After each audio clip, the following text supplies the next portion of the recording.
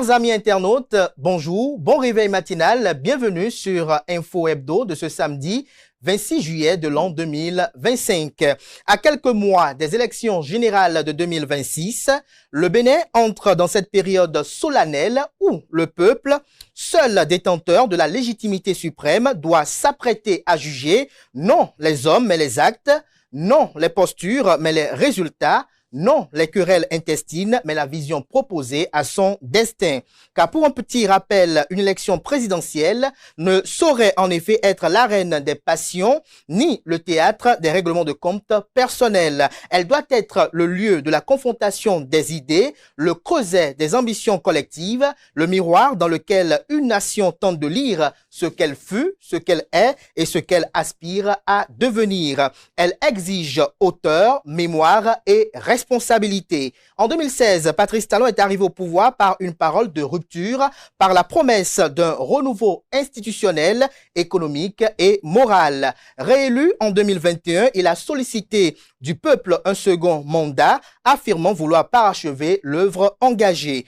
Aujourd'hui, à quelques mois de la fin de ce dernier mandat constitutionnel, où il s'apprête dans quelques jours à célébrer son dernier 1er août en tant que président de la République, des interrogations agitent les esprits. Les promesses ont-elles été tenues? Les fruits sont-ils à la mesure des fleurs? Ses partisans sûrs de la transformation engagée affirment que le Bénin est sur les rails de la modernité, que la dynamique enclenchée mérite d'être consolidée. Ils voient dans son œuvre un socle pour les générations futures. Ses opposants politiques, quant à eux, notamment au sein du parti politique Les Démocrates, dénoncent une gouvernance qu'ils jugent autoritaire, arbitraire, une démocratie qu'ils estiment fragilisée et des réformes qu'ils qualifient d'excluantes, pour ne dire que cela.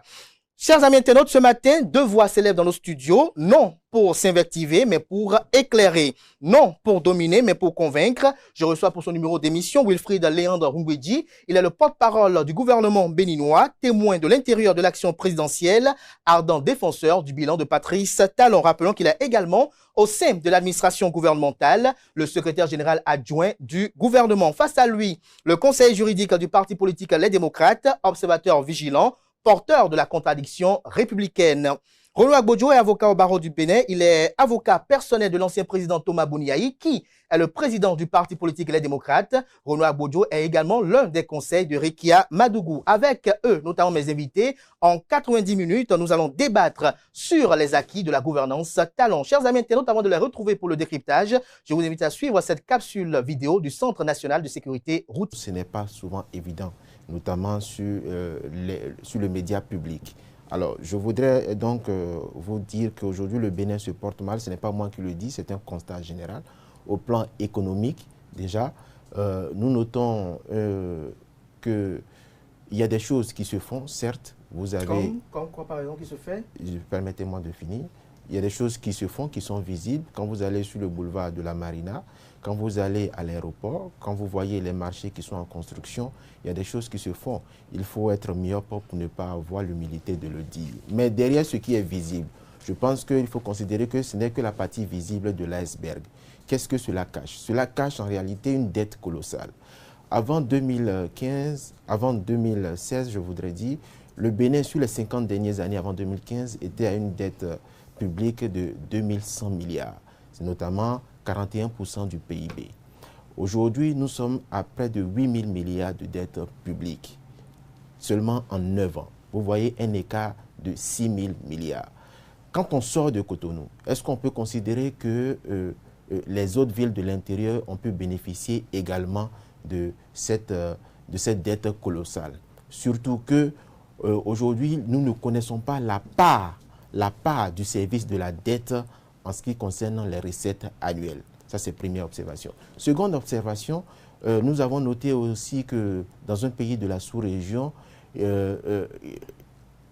on a constaté que, quand je prends un exemple, sur une recette annuelle de 100 francs, c'est un exemple, 70 francs est exclusivement utilisé pour le service de la dette, ce qui est à la limite de ce qui est prévu par l'UEMOA. Donc aujourd'hui, alors même que la dette qui grossit chaque année, nous ne voyons pas en réalité la création de ressources simultanément pour pouvoir accompagner le remboursement de cette dette. Donc la conséquence est quoi? C'est que s'il n'y a pas de ressources créées par la dette elle-même qui est empruntée sur les marchés financiers à l'international, ceux qui vont payer, c'est qui? C'est les générations à venir.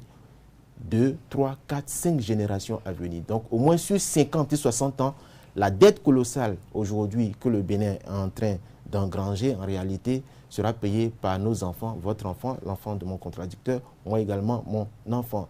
Ce qui nous amène aujourd'hui à considérer que, en réalité, le sentiment qui se dégage pour nous aujourd'hui, c'est que s'il n'y a pas de ressources créées pour rembourser la dette qui est contractée, ça veut dire que quasiment c'est la dette qui permet de rembourser la dette.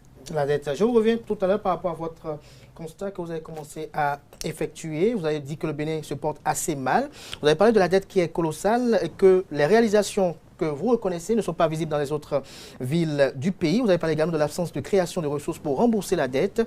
Wilfried Ndoumbédié, vous avez écouté votre vis-à-vis. Qu'est-ce que vous répondez à cela? Est-ce que véritablement, selon vous, le Bénin se porte assez mal? Je vous remercie, M. Achirou. Je crois que toutes les sérieuses gens vous diraient avec beaucoup d'honnêteté et d'à-propos, je pourrais même dire avec beaucoup d'emphase, que le Bénin de 2025 se porte largement mieux que le Bénin de 2015-2016, au moment où le président Talon arrivait au pouvoir. Et les constats, ils sont là, visibles dans toutes nos communes, aucune n'ayant été exclue du bénéfice de l'action du président Talon au service de l'État. Ensuite, sur la prétendue dette qui serait colossale, que vos enfants et les nôtres rembourseront, je voudrais vous dire que les dettes que nous remboursons aujourd'hui, ce sont celles que justement, ceux qui sont passés avant ont contracté pour notre pays, sans que nous ayons l'amélioration des conditions de vie là. Ce sont les dettes qui ont été contractées avant et qui faisaient qu'il n'y avait pas d'eau potable à Tchaourou, qu'il n'y avait pas d'eau potable à Banikwara. On vient de les faire là, ce régime. Les dettes avaient été contractées avant. Vous n'aviez pas un réseau routier aussi soutenu, aussi développé que ce qu'on a maintenant. Parce qu'il faut bien le savoir, de 1960 à 2016, au Bénin, nous avions 2000 et poussières kilomètres de routes bitumées, la plupart en mauvais état, sinon dégradées. De 2016 à 2023, nous avions déjà fait plus de 3000 kilomètres de routes totalement réalisées, en cours ou engagées, prêtes à commencer comme chantier. De 2016 à 2023, donc plus de 3000 kilomètres, beaucoup plus que ce qui a été fait 56 ans avant. Malgré toutes les dettes, l'eau potable au Bénin, d'après les chiffres de 2015, début 2016, c'était 42 Béninois sur 100 qui avaient accès à l'eau potable. Mais encore, ce n'était que les chiffres. Parce que dans beaucoup de nos localités, les systèmes d'adduction d'eau potable étaient en panne. Dans beaucoup de nos localités. De 2016 à maintenant, nous sommes à 80% d'accès à l'eau potable. 80% d'accès à l'eau potable. Dans toutes nos localités, aucune commune n'a été épargnée par le programme de mise à disposition de l'eau potable pour nos populations, s'il vous plaît. Oui. Parce que quand on ne voit pas ces choses-là, parce qu'on est dans les bureaux climatisés à Cotonou et qu'on se contente de ce que certains peuvent dire sur les réseaux sociaux sans aller au contact du terrain, les Béninois vous diront qu'ils voient bien l'impact de l'action de l'État sur eux. Les dettes d'avant 2016, qui n'ont pas permis de donner de l'électricité à nos populations, font aujourd'hui que nous avons, malgré la situation qui reste à améliorer, nous avons davantage de disponibilité d'électricité. En 2016, au Bénin, il y avait 7000 lampadaires publics qui fonctionnaient, globalement, 17 000 lampades. 7 000 qui fonctionnaient. Aujourd'hui, vous avez au moins 130 000 lampadaires publics dans le Bénin. Dans toutes les communes, ça se voit, ça. Si on doit continuer, sur cette lancée, rien que sur cette question-là, on va épuiser 10 minutes. On n'en finirait pas. Et donc, moi, je fais ces lignes de marquage pour que ceux qui entendent Maître Agbojo ne croient pas qu'ils sont dans un pays autre que celui dans lequel ils sont réellement ou celui dont le monde entier parle aujourd'hui en raison des avancées notables qui y sont observées. Mais Wilfried Ndoumbédié, avant de revenir à Maître Renaud Agbojo, il y a quand même une interrogation qui subsiste lorsque vous rencontrez le citoyen lambda, c'est que le Bénin, on se sent mal. C'est-à-dire que le pouvoir d'achat est considérablement faible comparativement aux années précédentes. Qu'est-ce qui justifie cela selon vous? Est-ce votre lutte contre la corruption et l'impunité ou véritablement le fait que, comme beaucoup de gens le disent, l'argent ne circule pas? Bien, si l'argent ne circule pas, le président Talon lui-même vous l'a dit, si l'argent ne circule pas, l'argent il travaille. Parce que... Il travaille, mais on doit rester en vie pour jouir de ses fruits. Heureusement que nous sommes encore là. Nous.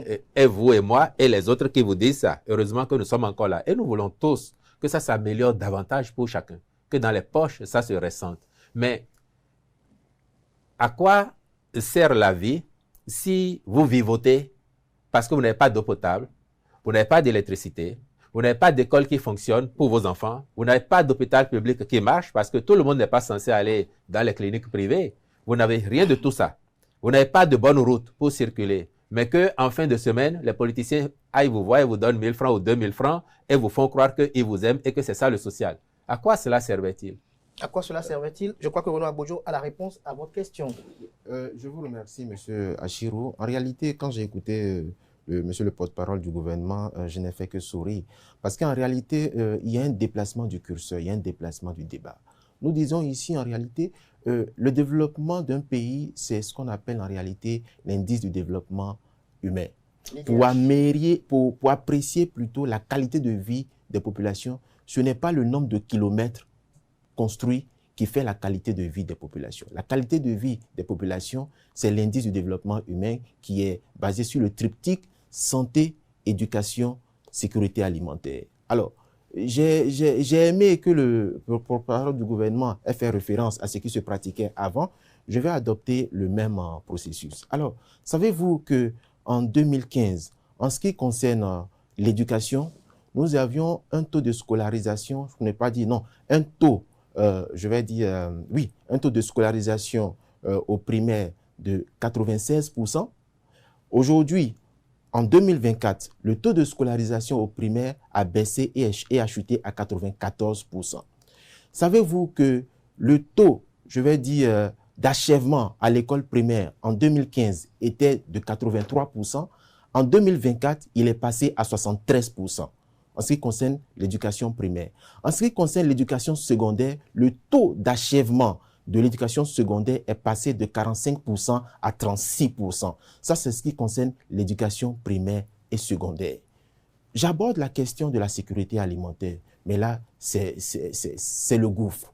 Comment? 26% des ménages au Bénin sont en situation d'insécurité alimentaire, dont 1,9% sont en situation de sécurité alimentaire sévère. Ce que je dis, ce n'est pas de l'invention, c'est le dernier rapport de l'Union africaine sur l'agriculture et l'alimentation qui le dit en matière de sécurité alimentaire. Quand j'aborde finalement celui de la santé, l'espérance de vie au Bénin, en 2015, sinon entre 2006 et 2015, l'espérance de vie en 2006 était de 59,5 ans. 59,5 ans. En 2015, l'espérance de vie est passée à 63 ans. Aujourd'hui, après 9 ans du régime de la rupture, l'espérance de vie est restée à 63 ans. C'est-à-dire quoi? Bon, je peux même reconnaître, je peux même leur accorder qu'il est passé à 63,8 ans, donc moins de 1%. Ce n'est pas de l'invention. Toutes les statistiques... Ce n'est pas satisfaisant selon vous? Ça ne peut pas être satisfaisant puisque la marche mondiale de l'espérance de vie, c'est un taux de l'ordre de 4%. Le Bénin n'a pas posé les mesures idoines pour pouvoir améliorer l'espérance de vie. Donc, en définitive... Avant d'aller loin, si vous permettez de vous couper, selon vous, quelles devraient être ces mesures-là dont vous parlez, que vous reprochez au gouvernement? Non, je vais en venir. Aujourd'hui, quand on prend le classement du Bénin en termes d'indice de développement humain, le Bénin, en 2016, était à la 159e position. En 2021, le Bénin a dégringolé et est passé à la 166e position. En 2024, le Bénin est aujourd'hui à la 173e position. Alors, monsieur le porte-parole du gouvernement a beau jeu de dire oui, que le Bénin, aujourd'hui, sous le régime de la rupture, a construit 3000 km de routes. Mais savez-vous que l'UNICEF a déclaré que le régime actuel est celui qui met le moins à disposition de ressources au secteur de la santé? Savez-vous qu'en 2015, 7,5% du budget de l'État en 2015 était alloué au secteur de la santé? Et aujourd'hui, sur la base du dernier rapport d'exécution de la loi de finances, en 2024, seulement 4,5% du budget de l'État ont été alloués au secteur de la santé. Ce qui fait en réalité que les Béninois aujourd'hui, et cela s'explique, puisque quand vous constatez que, comment on appelle ça, les mesures de subvention de nos concitoyens qui souffrent de l'insuffisance rénale ont été supprimées, quand vous allez en Côte d'Ivoire, les frais de dialysés sont pris à 100% par l'État. Quand vous allez au Burkina Faso, idem. Quand vous allez au Sénégal, c'est la même chose. Alors, je ne comprends pas que l'on s'acharne sur des mesures qui, pour nous, je ne vais pas dire superficielles, mais c'est tout comme quand on badigeonne un mur avec un budget de 1 milliard, on fait des graffitis pour un coût de 1 milliard pour de l'esthétique. Ça vous dérange? Non, mais ça dérange la population. Vous savez combien 1 milliard peut sauver en termes de subvention des dialysés? Lequel? Le porte-parole du gouvernement est là pour répondre. Il est la personne la mieux indiquée même. Bien, malheureusement, ça fait tellement d'amalgames et de considérations mises sur la table en même temps. Et puis, on va aborder quelques-unes d'entre elles. L'IDH, le taux de scolarisation. Pour faire simple, vous prenez, pour reprendre ces chiffres, vous prenez 7,5% du budget de l'État en 2015 consacré au secteur de la santé, avez-vous dit. Quel était le budget de l'État en 2015? À peine 700 milliards, pour ne pas dire 600 milliards, non exécutés entièrement. À peine. Quel est le budget du Bénin aujourd'hui? Plus de 3 000 milliards. 4% de 3 000 milliards versus 7,5% de 600 milliards, vous voyez ce que ça donne dans le concret. Donc, il ne faut pas qu'on vous affabule avec des taux. Ensuite, vous dites que sur les dialysés, je dis vraiment pour faire simple, 2 ou 3 repères et pour qu'on avance dans le débat. On n'a pas arrêté la prise en charge des dialysés. Ce qui était déjà, la cohorte qui était déjà dans le pipe de l'État continue à être prise en charge par l'État béninois aujourd'hui. Nous aurions aimé prendre en charge tout le monde. Mais s'il vous plaît, lorsque le président Kérékou et le président Yahi ça a commencé sur le président Kérékou, poursuivi sur le président Yahi, ont pris en charge ces dialysés-là, nos frères et sœurs qui souffrent d'insuffisance rénale, et qu'ils ont pris en charge tous ceux qui étaient recensés dans le temps. Vous pouvez faire le point. En 2016, avril, quelle était la situation? Un point particulier de prise en charge où il n'avait pas tout ce qu'il fallait. Quelques privés qui apportaient du confort, ça ne se passait pas toujours très bien. Aujourd'hui, tout au moins. Nous avons, en dehors de Cotonou qui a été renforcé, nous avons fait Parakou également, nous avons fait Porto Novo pour permettre déjà aux gens de pouvoir être pris en charge plus facilement. Nous avons renoncé à tout ce qui est taxe sur les intrants qui entrent dans la composition de ce qui leur est administré comme produit pour que les prix ne flambent pas parce que nous connaissons les difficultés qu'il y a dans le monde à faire ça. Mais, plus important, tout ce qui était là en 2016, comme j'ai dit, ont continué à être pris en charge. Mais quand on le faisait jusqu'en 2016, à côté, personne ne s'occupait encore de ceux qui avaient des pathologies cardiaques, qui sont aussi des enfants du Bénin et qui ont le droit à la solidarité nationale. Parce que la problématique de l'État, c'est exactement la problématique des pères et mères de famille qui ont des enfants, qui ont des besoins divers, et il faut pouvoir apporter à chacun, à défaut de les satisfaire entièrement et tous à la fois, apporter à chacun le minimum qu'il faut ou l'essentiel qu'il faut pour lui permettre de tenir en attendant un mieux-être intégral. Donc, je dis que jusqu'en 2016, par exemple, personne ne s'occupait de nos compatriotes qui, eux, avaient des problèmes au cœur. Aujourd'hui, tout en maintenant la cohorte de ceux qui étaient déjà à la charge de l'État comme dialysés, nous faisons, s'il vous plaît, vous pouvez faire les chiffres, même ceux qui étaient dialysés jusqu'en 2016, c'était 400 et quelques, c'est beaucoup. Mais ce n'est pas les mêmes coûts non plus, la prise en charge. Si vous allez faire une intervention pour quelqu'un qui a un problème de cœur, vous pouvez dépenser à l'instant peut-être ce qu'on dépenserait pour une autre personne sur quelques années. Et on a, à ce rythme-là, pris en charge au moins la centaine de nos compatriotes qui ont ces problèmes-là.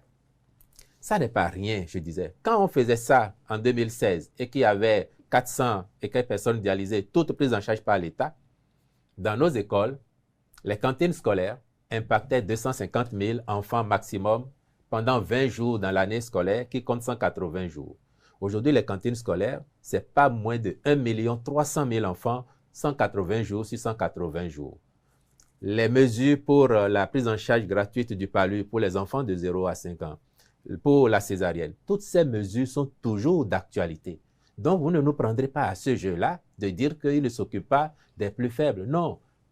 Et vous voyez, toutes les actions sociales au profit des couches les plus défavorisées, quand on ne les a pas maintenues, on les a amplifiées. Et on fait ça aussi parce qu'on lutte efficacement contre la corruption pour permettre que l'argent de l'État reste dans les caisses de l'État. Et contrairement à ce que vous avez entendu tout à l'heure, qui vous laissait croire qu'on ne produit pas pour rembourser la dette, c'est totalement faux parce qu'aujourd'hui, oui, les régies de l'État mobilisent au moins 2 000 milliards de francs CFA l'an. Au moins 2 000 milliards. Vous prenez les régies douane, oui, impôts, au moins 2 000 milliards de francs CFA l'an. Par rapport à il y a 9 ans, où on était à peine à 200, 300 milliards, vous voyez très bien qu'on produit davantage. Et si on arrive à lever du financement sur le marché international, c'est encore parce que nous sommes crédibles. Basiquement, on dit bien qu'on ne prête qu'aux riches. Nous remboursons nos dettes. On a commencé à rembourser. Il n'a pas échappé à Maître Agbojo que... Les dettes contractées sur Patrice Talon? Il n'a pas, évidemment.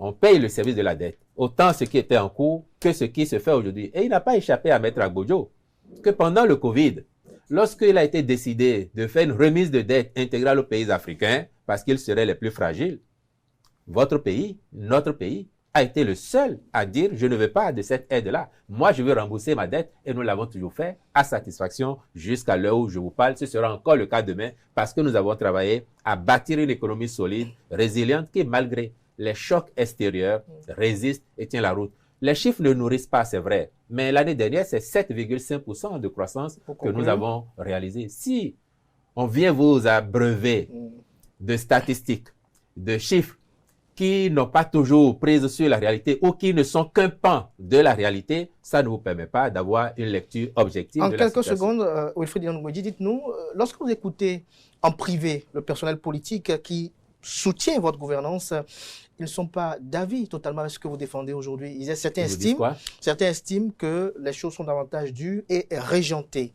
pour ne pas dire centralisées. Régentées ou centralisées? Les choses sont dues dans quel sens? Qu'on n'arrive plus à voler comme avant ou quoi? Quelle est la finalité de l'action publique? Est-ce que ça n'est pas de faciliter la vie aux populations? Je dis faciliter, je ne dis pas habituer à la facilité. Vous voyez la nuance? Faciliter la vie aux populations. Et puis on vous dit, vous aviez en 2016 42 personnes fictives qui avaient de l'eau potable. Aujourd'hui, vous avez sur 100, aujourd'hui vous avez au moins 80 personnes. Vous aviez en 2016 0 MW de production d'énergie propre au pays. Aujourd'hui, nous produisons une bonne partie de ce que nous consommons. Vous avez en 2016 une école qui ne fonctionnait pas. Les parents étaient malheureux parce que les enfants étaient tout le temps renvoyés ou dans la rue. Aujourd'hui, ça n'est pas le cas. En 2016, vous allez à l'hôpital. On peut vous renvoyer votre épouse qui est à terme parce qu'on est en grève, l'hôpital ne fonctionne pas. Aujourd'hui, ça n'est pas le cas. Et je ne dis pas tout cela pour prétendre que toutes les assiettes sont remplies, que toutes les poches sont bien remplies et que chacun s'offre 3, 4, 5 repas par jour. Je ne le dis pas, mais je voudrais qu'on soit honnête et réaliste pour dire, est-ce que le pays, il progresse globalement? Sur le curseur, parce que quelqu'un parlait de curseur, on sait tous, et les gens qui nous observent, qui ne sont même pas béninois, et les béninois vrais ne mentent pas. Ils savent que le curseur est du bon côté et qu'il y a encore des choses perfectibles. Roland Agbojo, vous avez vu prendre note. Wilfried Ndoumbouidi invite à l'honnêteté et au réalisme. Merci beaucoup et c'est ce que je vais continuer de faire depuis le début où je l'ai commencé. Alors, je vais répondre point pour point en commençant par la question des régies financières qui, depuis quelques années, accumulent suffisamment d'argent pour pouvoir rembourser le service de la dette. Mais je constate malheureusement que cette accumulation d'argent au niveau des régies financières, ce n'est pas du fait des prêts contractés à l'étranger. C'est uniquement la pression fiscale sur la population qui fait que les régies financières accumulent. Ce que je dis, c'est simple. Vous savez, quand vous levez de l'argent sur les marchés financiers, c'est sur la base d'un projet structurant d'investissement. notamment ça peut être un investissement direct étranger avec transfert de technologie, mais qui crée en même temps dans son exécution de la ressource. Je prends l'exemple, par exemple, de la construction d'une route, puisque c'est le domaine dans lequel le régime de la rupture excelle le plus. Mais, et dans le secteur de la santé? Non, j'en viens. Mais, de l'apport de l'eau aux populations? Mais non, j'en viens.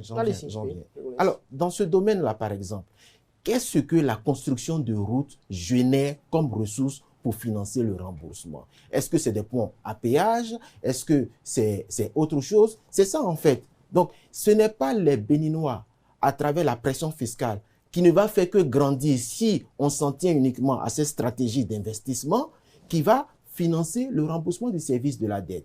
Mais j'avance pour dire qu'en ce qui concerne l'accès à l'eau potable, mais je suis désolé, je ne veux même pas aller plus loin. Le dernier cas, c'est nous, le Parti des démocrates, à travers les 28 députés à l'Assemblée nationale, qui a dû solliciter, qui a dû demander qu'il soit mis en place une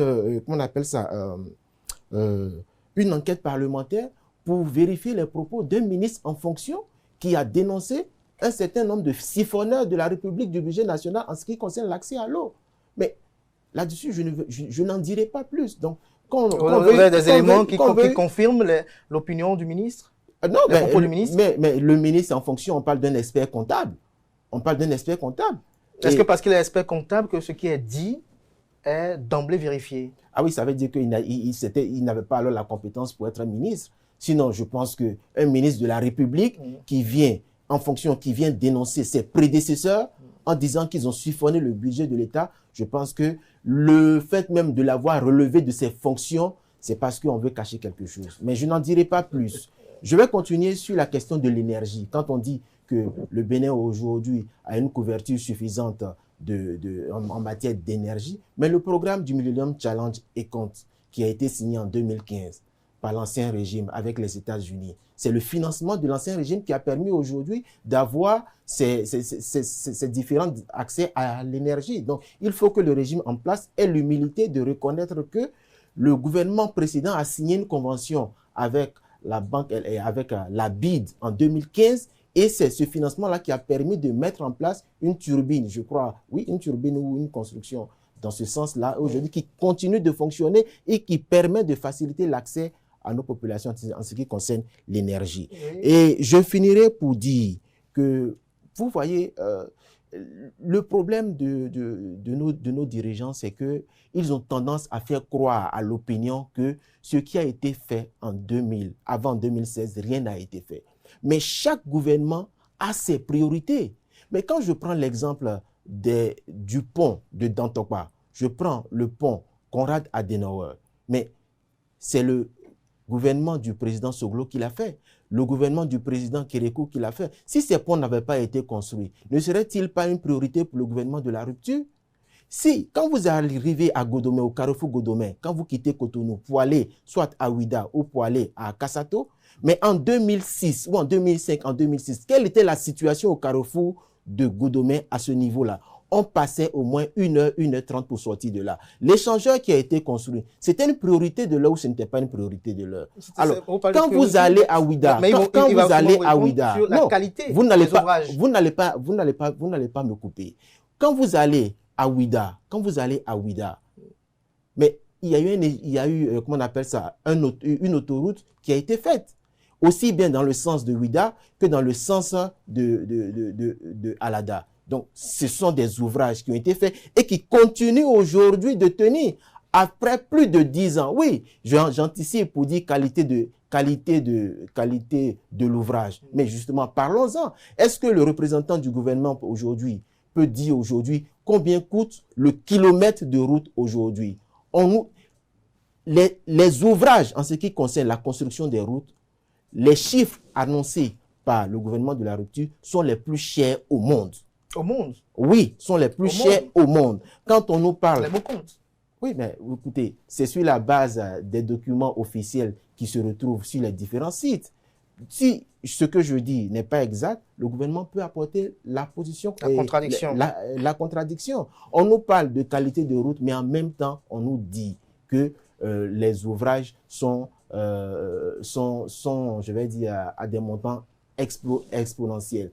Je termine Oui. pour parler de certains propos de mon contradicteur qui estime aujourd'hui, qui a tendance en fait à faire une fixation sur le régime précédent. J'estime aujourd'hui que ce qui est en débat, c'est ce qui est fait sous le régime de la rupture, et les chiffres aujourd'hui sont formels que les Béninois vivent moins bien que par le passé, parce que les chiffres, nous ne les avons pas inventés. Vous avez aussi comparé aussi la gouvernance Yaya à celle de Talon. Oui, mais c'est lui qui l'a fait, c'est lui qui a commencé, et je n'ai fait que suivre son rythme, et parce que je savais très bien qu'il allait le faire. On ne savait pas si c'est peut-être un piège. Alors, Wilfried Nyang'Bedi, Maître Noah Gbodjo est revenu sur l'incident de Paulin Akponan. Bon nombre d'observateurs s'interrogent de savoir quelle est la pertinence du fait qu'il a été relevé de ses fonctions et qu'on dise qu'on le remette à la justice lorsque l'on sait que devant la juridiction, on va l'interroger de savoir peut-être d'amener les preuves de ce qu'il a eu à dire alors qu'il n'est plus en fonction. Comment il peut avoir les preuves de ce qu'il a pu avancer à Parakou? D'abord, voyez-vous, cher Achiro, c'est encore parce que nous sommes des gens honnêtes que nous avons le courage de dire qu'en 2016, l'état des lieux présentait tel ou tel suivant les secteurs. Ça, c'est une façon de ne pas balayer du revers de la main ce qui a été fait avant. Après, on peut discuter de la qualité et des coûts. Donc, il faut que Maître Gbodjo soit rassuré et qu'il ait aussi l'honnêteté de reconnaître donc ce qui se fait en mieux et en bien. Maintenant, vous avez évoqué sur l'électricité un prêt bide. Attention, Maria Gleta qui a été réalisé sous Patrice Talon, ce n'est pas votre prêt. Hein? Ce n'est pas un prêt datant d'avant 2016. Et je suis heureux qu'on revienne à la question de prêt. Parce qu'ils ont mis 40 milliards dans Maria Gleta pour 0 MW, quand même. Et c'était un prêt. Et ce sont les Béninois, vos enfants, nos enfants, qui remboursent ce prêt aujourd'hui. Nous, on a fait un prêt en bonne et due forme et on a construit Maria Gleta.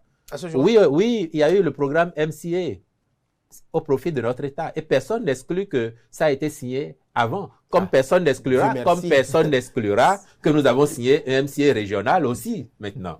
Comme personne n'exclura qu'avant 2006, il y a eu le MCA signé par le président Kérékou. Donc, en cela, on est entièrement d'accord que l'État, c'est une continuité. Entièrement d'accord. Mais après, quand c'est une continuité, il faut grandir, il faut s'améliorer, il faut tirer le leçon des échecs, des faiblesses pour donner du mieux aux populations. C'est de ça qu'il s'agit. Et maintenant, vous dites, moi je souris, si M. Akponan était en poste aujourd'hui là, j'aurais entendu le discours selon lequel on l'a maintenu en poste pour l'empêcher de s'exprimer devant la justice quand la justice aurait besoin de lui. Que c'est de l'opacité. J'aurais entendu ça. On dit, M. Akponan, oui, c'est un expert comptable. Il a fait une déclaration dans un contexte politique sur lequel je ne vais pas revenir. Mais le chef de l'État, chef du gouvernement dit, M. Akponan, vous pouvez peut-être rappeler ce contexte politique à ceux qui n'ont pas pu, peut-être M. Akponan, vous le savez, vous pouvez le dire, M. Achirou. C'est mieux encore que vous, le journaliste, vous le disiez. Vous êtes bien placé. Le chef de l'État dit, M. Akponan, ça fait bientôt 6 mois que vous êtes au gouvernement. Vous avez fait une déclaration qui est quand même d'une certaine gravité. Je considère que pour la confiance que je vous ai faite en vous nommant ministre, si vous avez décelé de la mauvaise gestion dans le ministère de la part de votre prédécesseur, la moindre des courtoisies aurait été de m'adresser un rapport ou bien de saisir le gouvernement pour dire « j'ai découvert des choses graves ». À l'heure où M. Akponan parlait, jusqu'à son départ du gouvernement, jamais il y a eu un tel rapport adressé au chef de l'État ou au gouvernement. Donc le chef de l'État dit, si vous avez connaissance de faits de mauvaise gouvernance, je vous libère pour que vous soyez totalement disponible pour donner à la justice les informations dont elle aurait besoin. Et puis, il dit bien que les députés ont demandé une commission d'enquête. Le ministère est là, le gouvernement est là, ils iront faire les enquêtes. Donc, M. Akponan aurait été en poste aujourd'hui qu'on aurait entendu totalement autre chose. Maintenant, sur le coût des ouvrages, oui. Je crois que les spécialistes en ont parlé. M. Yadji leur a répondu à chaque fois. Vous amalgamez tellement sur ça. Quand ils prennent, par exemple, le boulevard de la Marina, parce que Maître Gbodjo en a parlé tout à l'heure, vous partez du carrefour de ce type marché vers le carrefour de la Loterie nationale, ils vous disent ils ont fait 5 km à tel montant. Mais ils ne voient pas comment on a 4 couloirs de circulation, 3 couloirs de circulation, 2 couloirs de circulation. Ce n'est pas une route classique, s'il vous plaît. S'il vous plaît, ça n'est pas une route classique. Et même maintenant, on peut aller sur les routes classiques. Quand vous aviez des routes de cette épaisseur avant, et que vous avez eu des routes de cette épaisseur, voire plus, évidemment que... La différence ici est énorme. Vous ne voyez pas les chantiers. Mais il y a encore des anciennes routes avec des nids de pluie. Vous pouvez prendre votre téléphone ou votre caméra et aller filmer, vous allez voir l'épaisseur. Ça, c'est factuel. Et puis, vous allez voir ce qu'on fait aujourd'hui. si vous voulez faire, je vais prendre votre joli costume là, du juste au corps. Si vous voulez l'avoir en prêt-à-porter, si vous voulez l'avoir en prêt-à-porter, donc tout le monde peut avoir, il a son coût. Si vous voulez l'avoir fait sur mesure, il a son coût. On fait des routes de meilleure qualité, s'il vous plaît. Et je crois que personne, y compris au sein des démocrates, personne ne conteste cela. Après, on n'est pas aujourd'hui 2025, on n'est pas en 2016, on n'est pas en 2010, on n'est pas en 2012.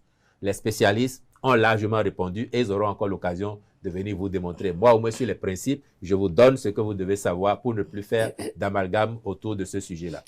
Merci à vous, Wilfried Ngoudi, pour ces clarifications-là. Renoir Gbodjo, merci également. Mais on a comme l'impression que le débat est focalisé, Renoir Gbodjo, sur une jauge de la gouvernance Talon juxtaposée à celle de Patrice Talon. Oui, déjà, le gouvernement... Talon juxtaposé à Patrice Talon. Aboni Yahi, autant pour moi. Oui. Merci. Alors, je voudrais d'abord juste faire remarquer sur la question de l'opacité, et en quelques minutes, c'est que déjà sur la question de l'opacité, ce n'est pas nous qui le disons, ce sont les faits. Vous voyez, voici un régime en place qui a tous les leviers du pouvoir et qui gère les fonds publics, mais qui n'est pas en mesure de répondre à la question toute simple de savoir quel est le salaire des membres du gouvernement. Aujourd'hui, les Béninois ne connaissent pas le salaire de mon contradicteur en tant que porte-parole du gouvernement. Et ça, c'est déjà un indice de mauvaise gouvernance. Et lorsque mon contradicteur dit que M. Akpona, si on l'avait gardé, on serait en train de crier opacité, opacité, mais je dis non. Il aurait fallu qu'on le garde pour que on considère que c'est parce qu'il a eu la confiance du chef de l'État pour dénoncer un présumé acte de détournement. Parce que le limogeage qu'il a subi, c'est une sanction, c'est une forme de sanction. Et pour le dissuader en réalité, pour le dissuader de révéler des preuves, si preuves il y en avait. Renoir Gbodjo, vous dénoncez souvent que la gouvernance de Patrice Talon est axée sur un recul démocratique. Alors, dites-nous quels sont les éléments concrets qui fondent cette critique-là? Oui, je crois qu'en ce qui concerne le recul démocratique, c'est factuel. Hein? C'est factuel, on le touche du bois. Il ne se passe pas un jour ou une semaine sans qu'on assiste à un nouveau dossier judiciaire, soit d'arrestation, soit d'interpellation, sans convocation. Le dernier en date, c'est celui de notre compatriote Komlan Hugues Sossoukwe. Et j'ai écouté à ce propos, je crois brièvement, le porte-parole du gouvernement, et qui a déclaré que les droits de M. Komlan Hugues Sossoukwe ont été respectés, sauf que quand on apprend du gouvernement ivoirien par le biais de son porte-parole, qui déclare que le gouvernement ivoirien ne savait pas que M. Komlan Hugues Sossoukwe était un réfugié. Je pense que c'est extrêmement grave parce que cela viole l'ordre public international. On ne peut pas arrêter, quel que soit le motif. Quel que soit le motif, cas de Komlan Hugues Sossoukwe, oui, quelle que soit la gravité des faits, on ne peut pas arrêter un citoyen au-delà des frontières sans respecter le droit international humanitaire. Mais c'est ce que le gouvernement de la rupture a fait. Et c'est dommage. C'est une atteinte, non seulement à la liberté d'expression, mais c'est une atteinte à l'ordre public international. Autre illustration? Autre illustration, je prends le cas de monsieur, comment il s'appelle Steve Amoussou, vous voulez dire? Non, pas monsieur Steve Amoussou. Le cas de monsieur Steve Amoussou est similaire à monsieur Komlan Sossoukwe. Monsieur Julien Kandé-Kansou. Monsieur Julien Kandé-Kansou a dit que en 2026, il y aura une révolution électorale. Il a dit qu'au sein du gouvernement, quelqu'un a augmenté les frais, le coût de Internet. Il a parlé aussi de monopole. Je ne vais pas entrer dans les détails. Pour ça, il a été arrêté. Sans qu'il y ait à notre connaissance aujourd'hui, sans qu'on ne connaisse qui est le plaignant. Donc, c'est déjà des cas qui sont symptomatiques de ce que la liberté d'expression et la liberté de la presse sont en totale dégradation. Oui, il y a une question qui a été soulevée par Renoir Gbodjo. C'est cette question-là qui revient souvent lorsque les opposants qui critiquent votre régime prennent la parole, donnent de la voix. Ils s'interrogent sur le salaire des membres du gouvernement. Ils disent qu'ils n'ont pas accès au montant de ces salaires-là. Mais j'ai déjà fait une réponse à l'un de vos confrères récemment. Aujourd'hui, le débat, il est où? Il est à l'Assemblée nationale, n'est-ce pas? Il y a des députés à l'Assemblée nationale qui ont posé une question.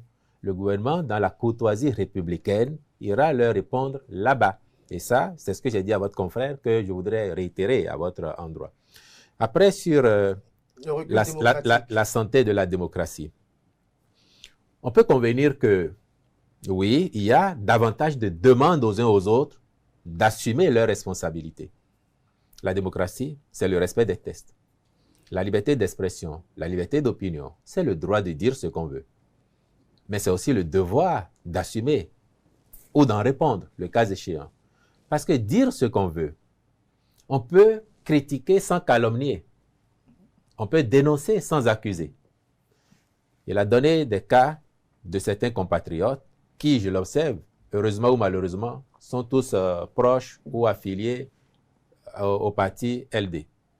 S'ils ne sont pas proches, ils sont affiliés. En tout cas, les cas qu'il a évoqués.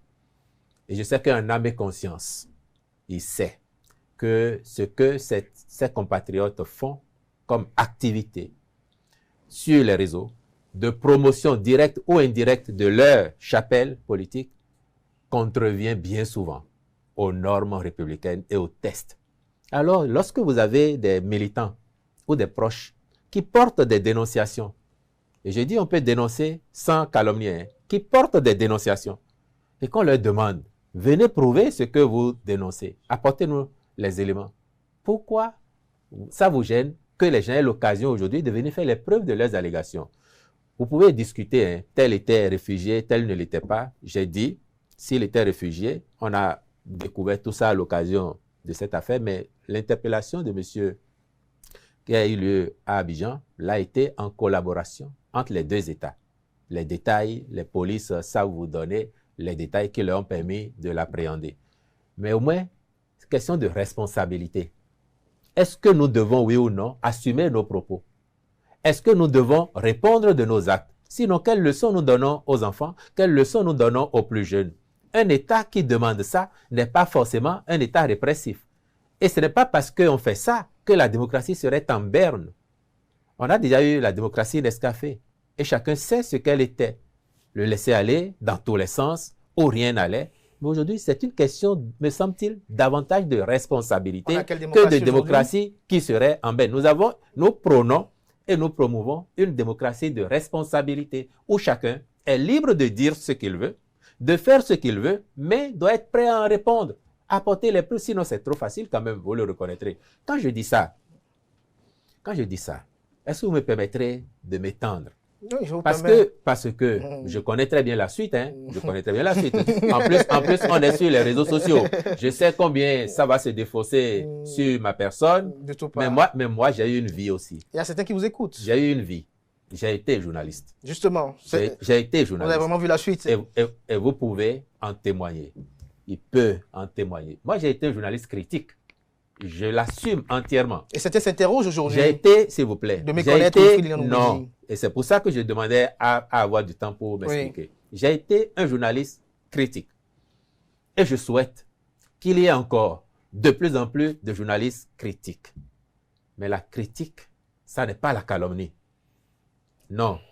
La dénonciation, ça n'est pas l'accusation. J'ai quand même écrit Scandale sous Yahi pendant que Boni Yahi était au pouvoir. Et je ne suis pas sorti du pays.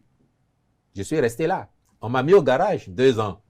Je n'en ai pas fait un objet pour calomnier ceux qui étaient là. Hein. Bien au contraire. Et vous pouvez me rendre justice. J'ai été parfois en situation d'apprécier la gouvernance. Et malgré ce que j'ai subi, lorsque je pensais que c'était bien, je le disais. Quand je pense que c'est mauvais, je le dis et je dis pourquoi. Mais je n'ai pas calomnié. Je n'ai pas diffamé. Je n'ai pas insulté. Pour en finir, lorsque j'ai fait Scandale sous Yahi, ils ont bien fait réunion au palais. On a dit on va le mettre en prison. Et puis d'abord on a dit on va interdire le livre. Quelqu'un a dit quand on interdit ça fait plus de bruit. Mais alors on va le mettre en prison. Oui, mais lisons, voyons. Mais lorsque dans le livre, j'ai 50 pages d'annexes qui sont autant de preuves de mes allégations, comment vous voulez qu'on me mette en prison? Et malgré cela, j'étais prêt à répondre devant le juge, au cas où on m'aurait interpellé. Donc c'est une question de responsabilité. Et moi, je n'ai pas varié là-dessus. Vous n'avez pas varié là-dessus à ce jour.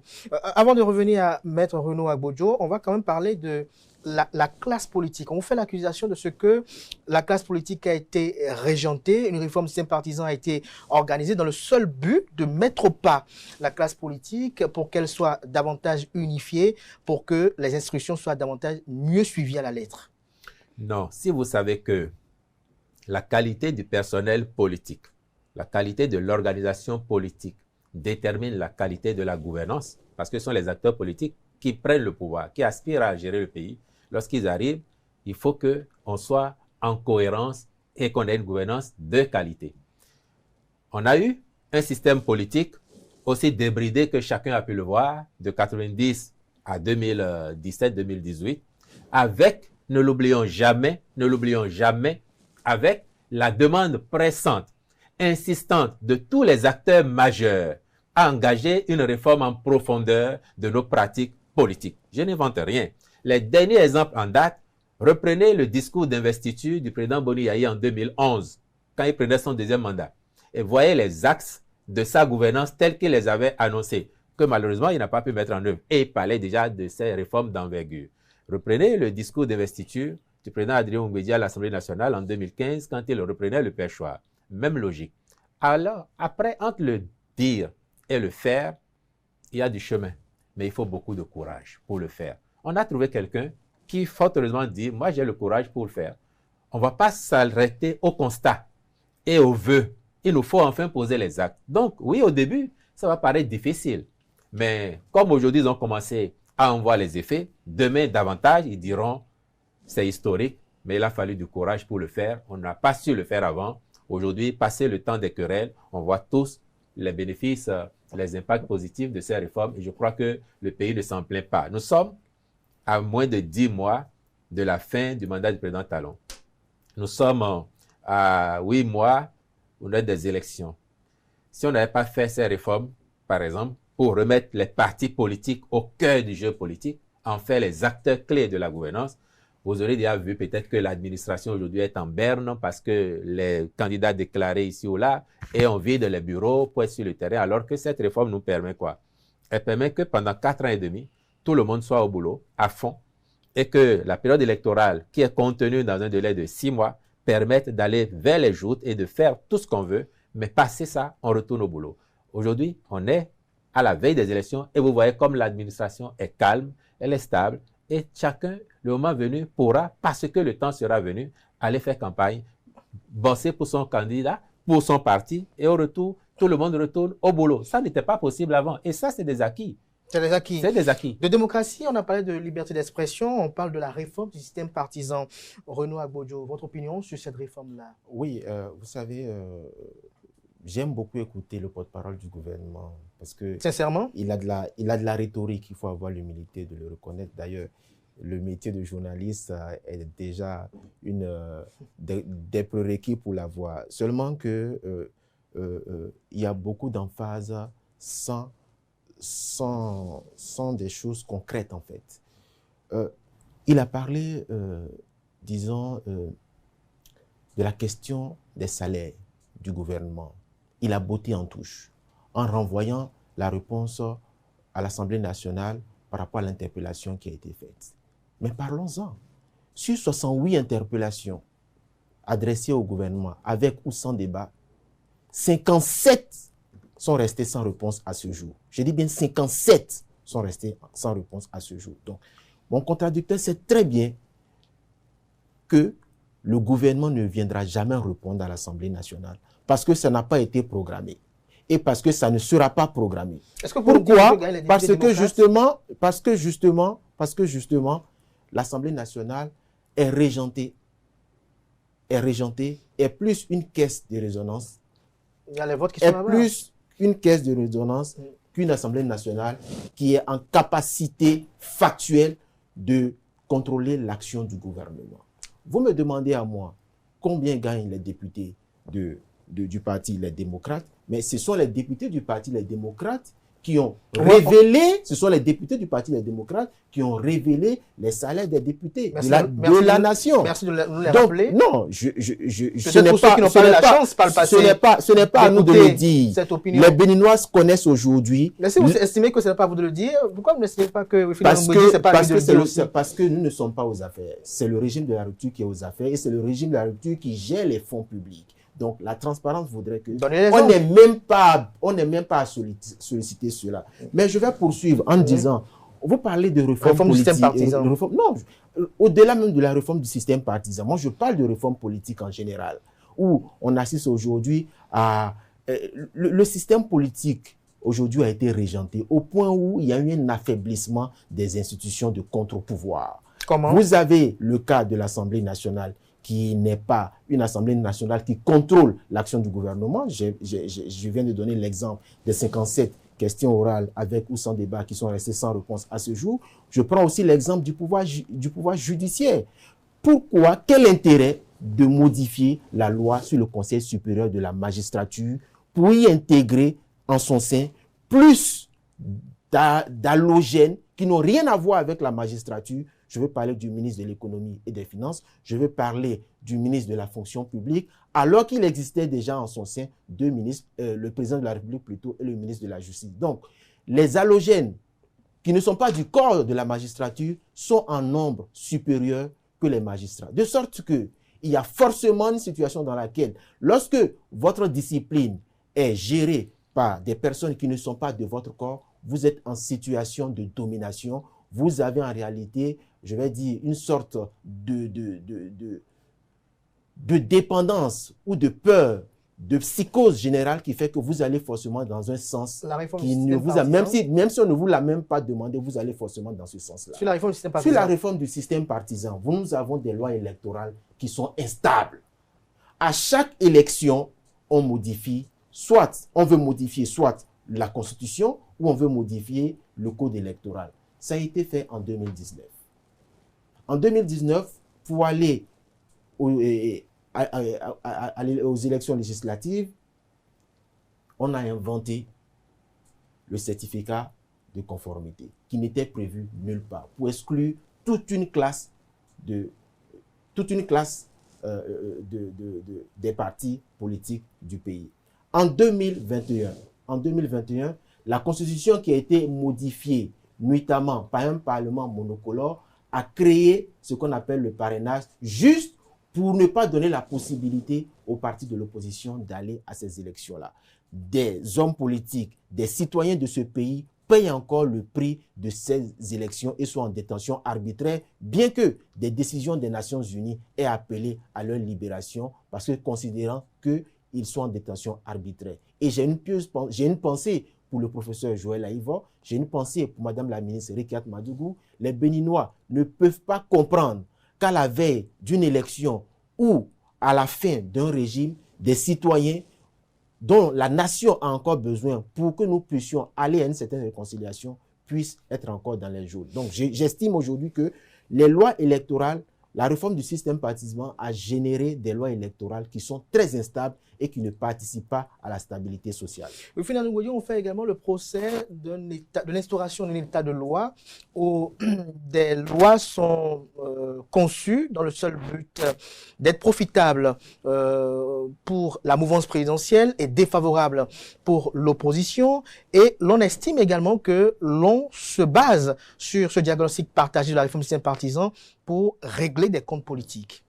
Bon, si vous pouvez déjà me renseigner sur le on, ça serait bien. Et puis sur quelques exemples, ne serait-ce qu'un de ces lois qui sont faites pour profiter au pouvoir en place et pas aux autres. Ça m'aiderait beaucoup. Parce que si vous prenez la réforme du système partisan, le code électoral, ça s'applique à tous les acteurs politiques.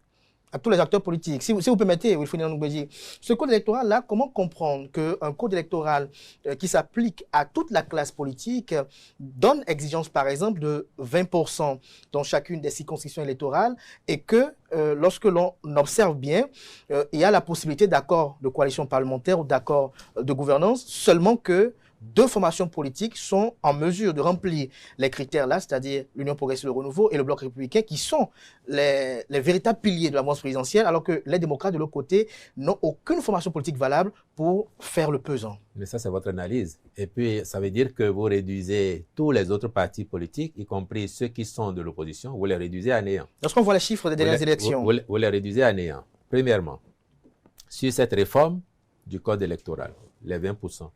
Et on passe en perte et profit toutes les accusations, les allégations de Maître Agbojo et les querelles de début de mandat qui sont déjà conjuguées, digérées depuis longtemps, mais je comprends que de sa position, on les ramène. On passe ça en perte et profit pour nous concentrer sur le code électoral, puisque vous l'évoquez en dernier. Si à l'Assemblée nationale, un seul des partis politiques soutenant le gouvernement avait eu 20% dans chacune des circonscriptions électorales à l'occasion des législatives de 2023, j'aurais entendu votre récrimination. On aurait dit que c'est probablement pour ce parti qu'ils l'ont fait. Mais à la vérité, aucun parti politique, non ceux qui sont à l'Assemblée, les trois gros, encore moins ceux qui n'y sont pas, n'avaient réussi à obtenir 20% partout. Le défi que ce code pose, il est le défi de LD, il est le défi de BR, il est le défi de UPR, il est le défi de FCBE, de Moël Bénin, de Renaissance Nationale, NFP et tous les autres. Le défi, il est le même. Maintenant, vous dites... Quel est l'intérêt de ce défi? Mais on a dit tout à l'heure qu'il faut avoir de grands partis, des partis de gouvernement. Vous devez savoir qu'en octobre 2019, on avait à peu près 279 partis politiques au Bénin. Au moment où on faisait le dialogue politique, en octobre 2019, pratiquement 300 partis politiques au Bénin, lesquels n'ont jamais réussi à conquérir le pouvoir d'État. Quelle est cette démocratie dans laquelle on va à une élection et les partis ne peuvent pas gagner la présidentielle, administrer le pays et rendre compte? Si vous en connaissez ailleurs dans le monde, dites-moi, je connais tel pays où, quand on va aux élections, les partis qui animent la vie politique n'ont jamais gagné. Pourtant, notre Constitution dit depuis 1990, en son article 5, que ce sont les partis politiques qui animent la vie politique. Est-ce que ça n'est pas rendre justice aux partis politiques que de faire une réforme qui les remette au cœur du jeu politique et leur permette enfin d'accéder au pouvoir, de l'exercer, de rendre compte et de répondre de leur gestion? Et ça n'est pas rendre justice aux partis politiques. Le diagnostic est partagé. S'il vous plaît, il est partagé, tous ensemble. Si le diagnostic est partagé, comment on y va? Exactement comme si vous aviez le palu, vous allez à l'hôpital, le médecin pose son diagnostic et il vous dit, soit je vous fais une piqûre pour que ça évite, ou bien je vous administre des cachets que vous allez prendre sur plusieurs jours. Vous pouvez dire, bon, je préfère moi les cachets, moi j'aime pas avaler, je préfère la piqûre, et vous dites, vous allez avoir la piqûre sur 1 ou 2 journées. Selon le choix que vous avez fait, la douleur ne sera pas la même. Parce que si vous avez mal sur une fesse ou à la veine par laquelle on vous a piqué, peut-être qu'en avalant les cachets, vous n'aurez pas eu mal, mais vous aurez peut-être guéri avec plus de temps. Donc on fait un choix. C'est une option, c'est une option. Et l'Assemblée nationale, qui est souveraine dans sa mission et qui comporte des députés d'opposition, l'Assemblée nationale a fait des réformes qui s'appliquent, lesquelles réformes permettent aujourd'hui au parti de mon contradicteur d'être en stabilité depuis 2023 à l'Assemblée nationale avec ses 28 députés et de ne pas avoir peur que le pouvoir en place lui envole même un, comme ça se passait avant, où ceux qui sont au pouvoir fragilisent les autres en les réduisant, en provoquant des dissensions et des éclatements en leur sein. Au contraire, ces réformes ont permis de structurer les partis politiques et de leur garantir la stabilité de leurs élus. Est-ce que ça n'est pas une avancée aussi qu'il faut reconnaître à ce code? Très rapidement, avant de revenir Oui. par rapport aux institutions de contre-pouvoir, ce code électoral-là, le reproche que l'on vous fait au gouvernement notamment, c'est que vous n'êtes pas sensible aux récriminations des uns des autres par rapport à ce qu'ils défendent. Comme je l'ai dit tout à l'heure, La c'est-à-dire récrimination de qui? De l'opposition. la société civile, l'opposition, Oui. qui estime que ce code électoral-là est plus favorable à la mouvance Mais présidentielle qu'à l'opposition. c'est une vue de l'esprit. Et j'aurais fini par là. Vous avez dit que deux partis sont en capacité de conclure des accords.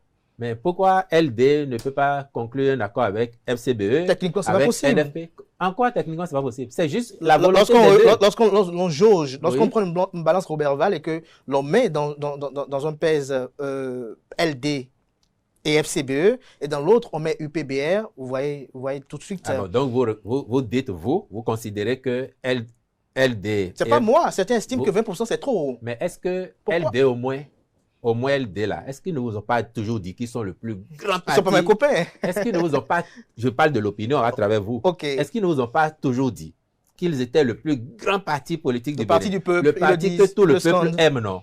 C'est eux qui ont l'occasion encore, dans quelques mois, de faire la démonstration que tout le peuple les aime. Mais rien ne les empêche par ailleurs d'aller conclure un accord de coalition parlementaire avec d'autres partis de même obédience qu'eux. Si IPR, EBR ou d'autres peuvent le faire entre eux, pourquoi LD ne le ferait pas avec d'autres? C'est de la capacité de discussion, de dialogue entre les responsables de ces partis de même obédience que naîtrait la solution pour eux d'aller vers un accord de coalition parlementaire. Et la loi n'interdit à aucun parti d'aller le faire. Si vous êtes sûr que tout seul, vous pouvez faire vos 20% partout, vous y allez. Si vous vous dites, non, j'ai des appréhensions dans telle circonscription, dans telle autre, alors je discute avec un autre parti de même obédience pour conclure cet accord de coalition parlementaire et nous en informons la Sénat. Après le scrutin, on appréciera. Je reviens par rapport au fait que si personne n'obtient 20% en 2026, quelles seront les implications politiques? Et on va revenir également sur les institutions de contre-pouvoir. On a Bodo, vous voulez réagir tout à l'heure? Bien sûr. Vous savez, j'aime souvent écouter le porte-parole du gouvernement. Rhétorique en phase. Et avec des exemples qui ne cadrent pas avec la réalité. Pour vous. Mais je vais prendre aussi... Votre cadre tellement bien. Oui, vous savez, parallélisme des formes. Je vais aussi prendre un exemple. Et vous verrez que le code électoral, dans sa mouture de 2024, est une loi purement et strictement personnelle pour faciliter l'obtention d'un objectif qui vise à revenir à une situation de parlement monocolore, c'est-à-dire en excluant le parti Les Démocrates qui est arrivé à empêcher la modification de la Constitution. Pourquoi je le dis? Prenons une distance de 20 km. Vous avez 3 compétiteurs.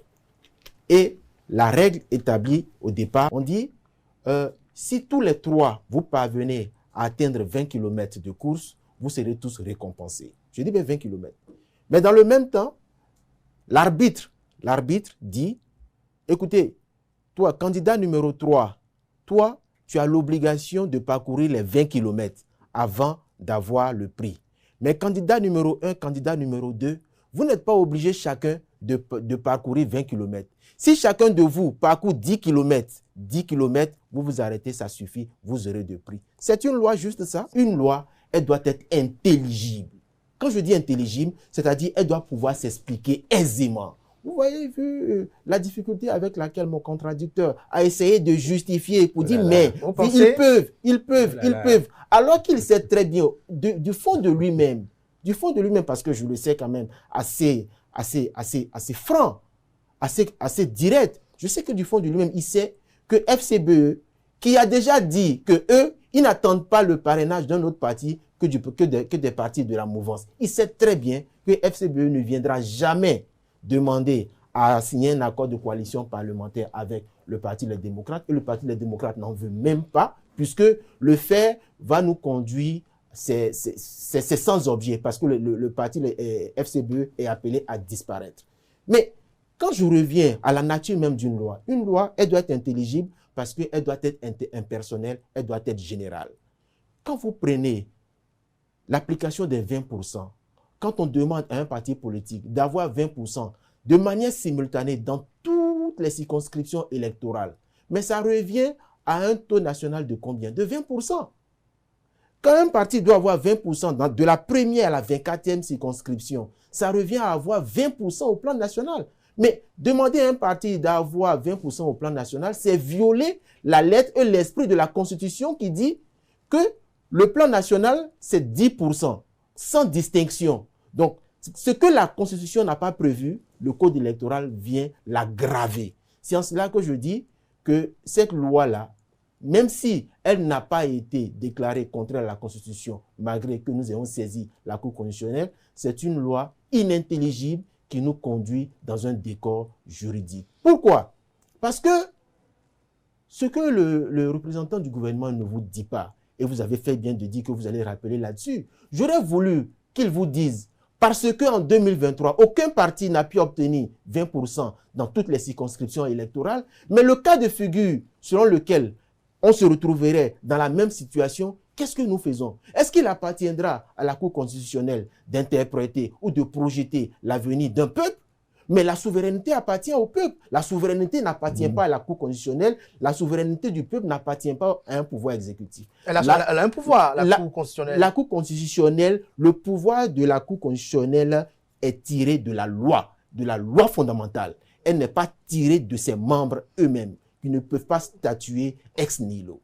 Et statue sur le jeu électoral. Oui, oui, mais justement, la Cour constitutionnelle, je dis bien, le cas de figure selon lequel aucun parti c'est un contentieux électoral. Oui, écoutez, je pose une problématique. Justement. Et si mon contradicteur a la réponse juridique dans la loi, parce que la mesure de toute chose, nous sommes dans un débat technique. La mesure de toute chose, c'est la loi. Des soupçons non, sur la mesure de toute de la Cour chose. constitutionnelle. Non, le débat n'est même pas à ce niveau d'abord.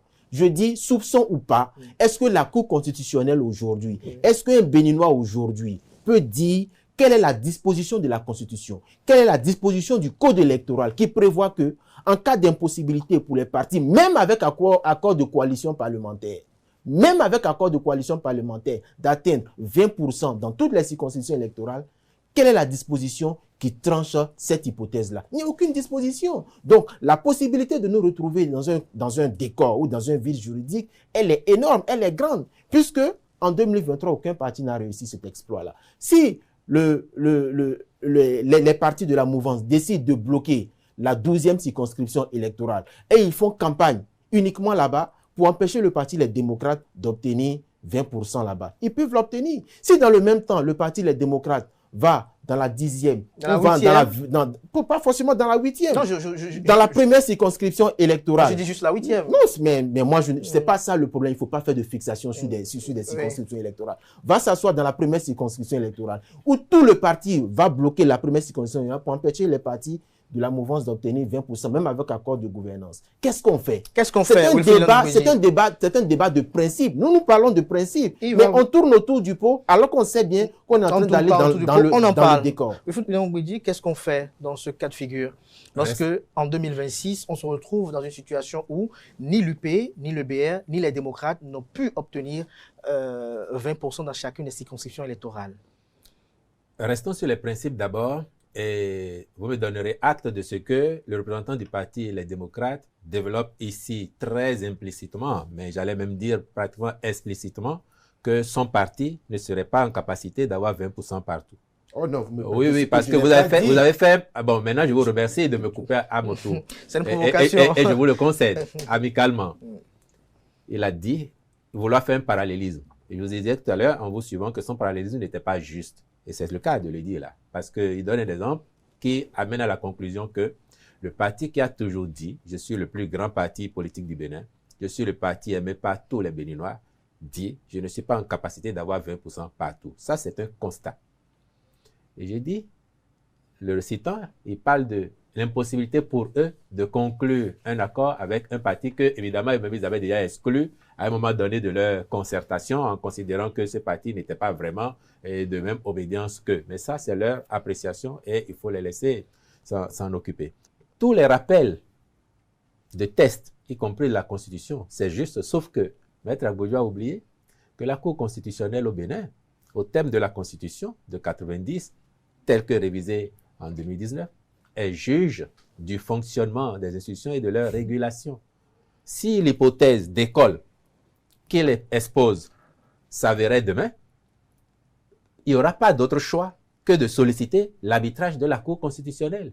Et le peuple qui exerce sa souveraineté n'exerce pas sa souveraineté tous les jours face à toutes les situations. Le peuple délègue, parce que nous sommes en démocratie, lorsqu'il y a une élection et qu'on a élu des dirigeants et que des institutions sont mises en place conformément aux règles de la République, le peuple délègue sa souveraineté le temps des mandats réguliers aux personnes qu'il a mandatées. Donc la Cour constitutionnelle sera encore compétente demain, si l'hypothèse advenait, pour dire quelle est la solution à appliquer ou quelle est la porte de sortie. Et là-dessus, n'anticipons rien. Moi, j'ai foi. Foi, s'il vous plaît. Oui. Moi, j'ai foi que les trois partis qui sont à l'Assemblée nationale travailleront à mobiliser suffisamment sur le terrain pour remplir les conditions fixées par le Code afin que, au sortir des législatives de janvier 2026, nous ayons encore au moins ces trois-là parce que ça fait une belle dynamique au sein du Parlement. Merci Ça se challenge beaucoup et ce serait heureux que les trois y soient encore et que si d'autres réussissent à lever le pari, qu'ils les y accompagnent, mais à tout le moins les trois. Seulement que parlons de la Cour constitutionnelle, Wilfried Nyanoumbédji, il y a certains de vos concitoyens qui nourrissent des soupçons d'indépendance de la Cour constitutionnelle, ceci en parlant de toutes les institutions qui estiment qu'elles sont toutes à la solde de Patrice Talon. Vous savez, ça c'est pas nouveau. Cette querelle, elle n'est pas nouvelle du tout. Et je vais vous rafraîchir la mémoire. En 2008, il fallait procéder au renouvellement de la Cour constitutionnelle. Le président Boni Yayi avait commencé à avoir quelques difficultés au Parlement avec sa majorité, notamment du fait de la création du bloc qui était appelé le G13, me semble-t-il.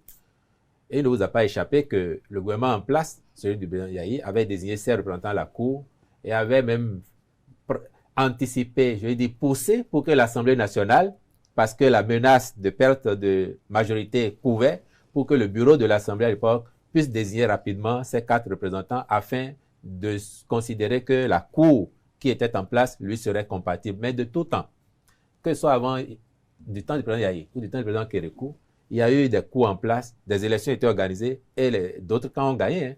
Revisiter toute l'histoire de nos élections.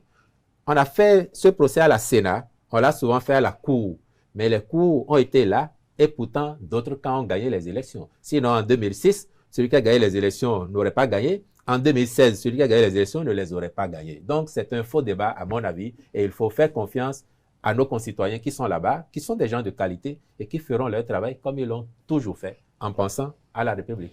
En pensant à la République. Renaud Agbodjo, je vais rebondir sur la phrase de finition de mon contradicteur qui demande aux citoyens de faire confiance à la Cour constitutionnelle. Sauf qu'aujourd'hui, la Cour constitutionnelle n'envoie aucun signal ou n'envoie pas de signaux qui pourraient amener les citoyens à lui faire confiance. Puisque depuis qu'elle est là...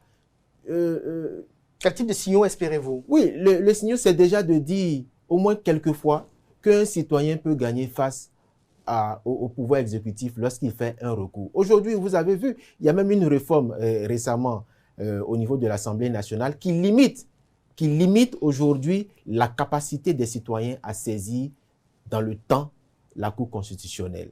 Vous voyez, donc ce sont des signes avant-coureurs de ce que l'on pourrait nous préparer d'ici quelques mois. Et donc moi je pense que la Cour constitutionnelle ne peut pas se substituer au peuple, contrairement à ce que mon contradicteur dit, en disant que elle a la capacité de réguler, conformément à la loi fondamentale, elle a la capacité de réguler les institutions lorsqu'on se retrouve dans une situation inédite. Mais c'est seulement lorsque cela n'a pas pu être anticipé.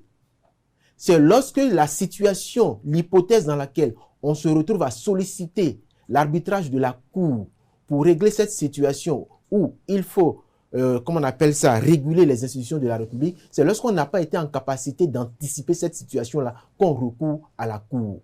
Mais dans le cas d'espèce, nous sommes tous d'accord, nous sommes tous unanimes que l'hypothèse selon laquelle l'on peut se retrouver dans un vide juridique est plausible. Pourquoi ne pas anticiper avec la mouvance? Non, il vient de dire que l'hypothèse selon laquelle aucun des partis politiques, y compris avec accord de gouvernance, pourra obtenir les 20% est réelle. Mais pourquoi ne pas... Je n'ai pas dit ça, hein, Maître Agbodjo. Je n'ai pas dit ça du tout. Du tout, s'il vous plaît. Mais non. Allez-y, exprimez-vous. Oui, mais sinon, pourquoi vous avez dit que la Cour, dans cette hypothèse, vous avez émis une hypothèse, et j'ai dit que si elle advenait, oui, le seul juge, ça est la Cour. Et je n'ai pas dit que la Cour se substituerait au peuple, contrairement à ce que dit Maître Agbodjo. J'ai dit que le seul juge, c'est la Cour. Et par ailleurs, la Cour en laquelle il ne semble pas avoir confiance. En 2019, il m'a semblé que lors du processus électoral, le parti LD avait un contentieux avec la Sénat. Et c'est même cette Cour qui leur a donné raison, non, pour qu'ils ne prennent pas aux élections. J'ai été interrompu. Est-ce que vous constatez, est-ce que vous constatez que j'ai été interrompu? C'est pour la dynamique du débat. Et c'était nécessaire de vous éclairer. Merci à vous. Et je finirai pour dire. C'est votre opinion. Et je finirai pour dire. Vous savez, c'est un jeu d'esprit. Mon confrère interprète selon ce qui l'intéresse. Quand je fais des hypothèses, en disant que l'hypothèse selon laquelle le Parti Les Démocrates pourrait ne pas avoir 20% dans toutes les circonscriptions est plausible. Il ne dit pas que c'est une hypothèse, hein. Il dit que le Parti Les Démocrates reconnaît qu'il ne peut pas avoir 20% dans toutes les circonscriptions électorales. Quand je dis que les partis de la mouvance avec accord de gouvernance peuvent ne pas avoir les 20%, et dit non, que là, ce n'est pas une hypothèse, je suis en train... Non, vous voyez, il faut qu'on tienne le débat avec sérénité. Moi, je suis dans les discours de principe. Il est de notre responsabilité parce que l'opinion publique nous regarde. L'opinion publique nous regarde aussi bien à l'interne qu'à l'international. Si l'on peut anticiper, si l'on peut endiguer, si l'on peut prémunir les citoyens de violences politiques électorales dès maintenant, pourquoi ne pas le faire? Est-ce qu'il faut attendre que les gens sortent dans la rue parce qu'à Parakou, parce qu'à Cotonou, parce qu'à Porto Novo, ils auraient voté dans les urnes massivement pour un parti à Porto Novo, et parce que à Lokossa, ce parti-là n'a pas 20%, on va exclure tous les citoyens de Porto Novo du vote. C'est ça l'objectif? Est-ce que c'est ça l'objectif visé par le pouvoir de la rupture? Si c'est ça l'objectif, ok, le vin est tiré, nous allons le boire tous. On va conclure avec ce pan-là. C'est une interrogation qui persiste malgré les éclairages des uns des autres, des acteurs politiques, même de ceux de l'administration gouvernementale. Le fait que on s'interroge de savoir, et si, comme par hasard, en 2026, un parti politique, peut-être les démocrates qui sont de l'opposition, arrivaient peut-être à avoir 60% dans toutes les circonscriptions électorales, et c'était une seule dans laquelle ils arrivent à avoir peut-être 19,50 et qui se retrouvent recalés. Est-ce que les tensions qui vont être générées par cette disqualification ne pourraient pas être évitées lorsque on pourrait aller à une relecture du collège électoral consensuellement? Pour qu'il n'y ait pas de violence électorale, il faut encore que les acteurs politiques s'élèvent au niveau de leurs responsabilités pour parler à leurs électeurs. Il y a des pays dans lesquels on fait des élections présidentielles à un seul tour. Ou si vous avez 40%, ou même moins, vous êtes élu. N'est-ce pas? J'espère que vous connaissez des pays dans lesquels ça se passe. Le Bénin a ses traditions. S'il vous plaît, M. Achirou. Oui. Des traditions qui ont vécu à l'aune des textes qui les portent. Et demain, il peut y encore avoir d'autres textes. Mais je vous explique que il y a des pays dans lesquels on fait des élections présidentielles à un seul tour. Parfois, il y a un seuil qui est fixé. Il faut avoir au moins 40%. Dans d'autres pays, il n'y a même pas de seuil. Il y en a en Afrique, il y en a ailleurs. Lorsque vous faites une telle élection, il y a des candidats qui bloquent peut-être la moitié du pays, arrivent largement en tête partout, c'est le premier tour. Et parce qu'ils ne sont pas arrivés en tête dans tout le pays, ils ont échoué. Ça ne disloque pas pour autant leur pays. Si on fait une élection législative, des élections législatives, où des seuils sont fixés, le parti qui réussit à les avoir, c'est bien. Celui qui ne réussit pas à les avoir, il lui appartient de dire à ses militants, la loi a prévu que nous devons en avoir partout. Si on n'a pas partout, on n'a pas de députés. Donc, vous ne laissez pas vos militants, parce qu'ils seraient mécontents du résultat, dire on va faire des violences. Sinon, c'est la responsabilité du parti. Jusque les gens estiment que cette loi trahit l'expression de la démocratie à la base. Lorsque, par exemple, les populations ont voté massivement pour un programme législatif, peut-être à près de 60% du taux de participation, et que parce que dans une seule circonscription électorale où peut-être la mouvance a peut-être des ténors très influents, avec une bonne hégémonie, elle se retrouve être disqualifiée d'être au Parlement. Lorsqu'on fait une élection présidentielle à un tour, s'il vous plaît, lorsqu'on fait une élection présidentielle à un tour, oui, et qu'on met par exemple le seuil à 40%. C'est la présidentielle. C'est une élection. Ici, on parle de législative. Et c'est l'élection la plus importante dans le pays, c'est l'élection majeure en démocratie.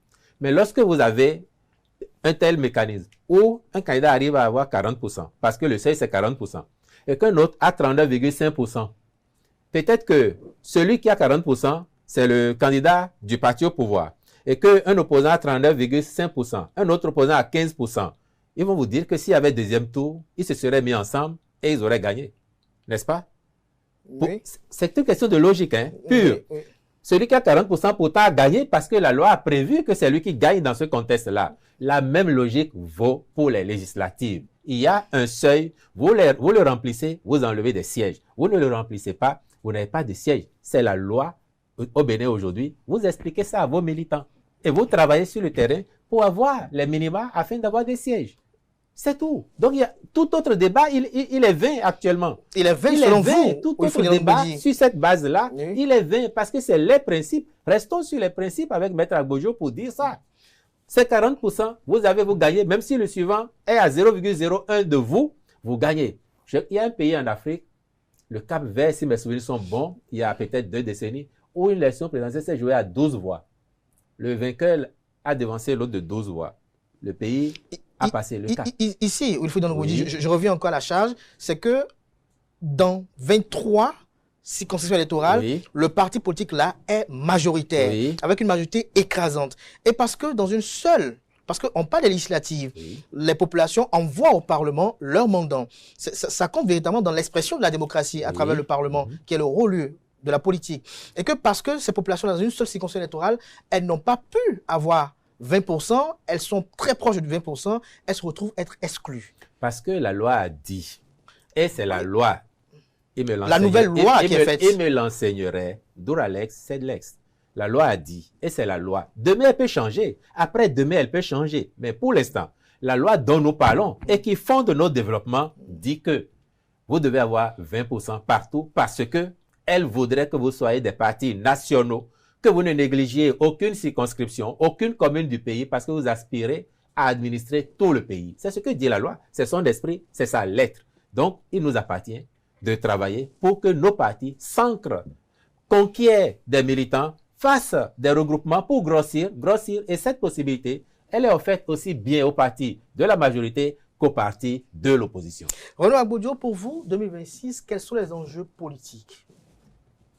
En 2026, le Bénin est à la croisée des chemins. Et le Parti Les Démocrates est un parti de paix, est un parti qui a toujours prôné la paix. Et le Parti Les Démocrates, parce que le jeu électoral le lui impose, fera tout pour aller aux élections générales avec sérénité, mais surtout en espérant qu'il en soit de même venant du pouvoir en place. Sauf qu'aujourd'hui, vous allez remarquer que nous sommes, je crois, le 26 juillet, ou le 20, et nous sommes à la date d'aujourd'hui. Le 26 juillet 2025. Nous sommes le 26 juillet 2025. Aujourd'hui devait être le jour de démarrage du retrait des fiches de parrainage. Mais est-ce que vous savez que la Sénat a reporté cette date-là? Pour quel motif? Pour quelle raison? Nous ne savons pas. C'est pour la première fois depuis 2016 que le calendrier électoral commence déjà par être violé avant même les élections. La première fois? Oui, c'est pour la première fois. Par le passé. 2016. C'est pour la première fois. C'est pour la première fois que le calendrier électoral est en train d'être violé déjà. Alors que les partis de l'opposition n'ont aucun représentant à la Sénat.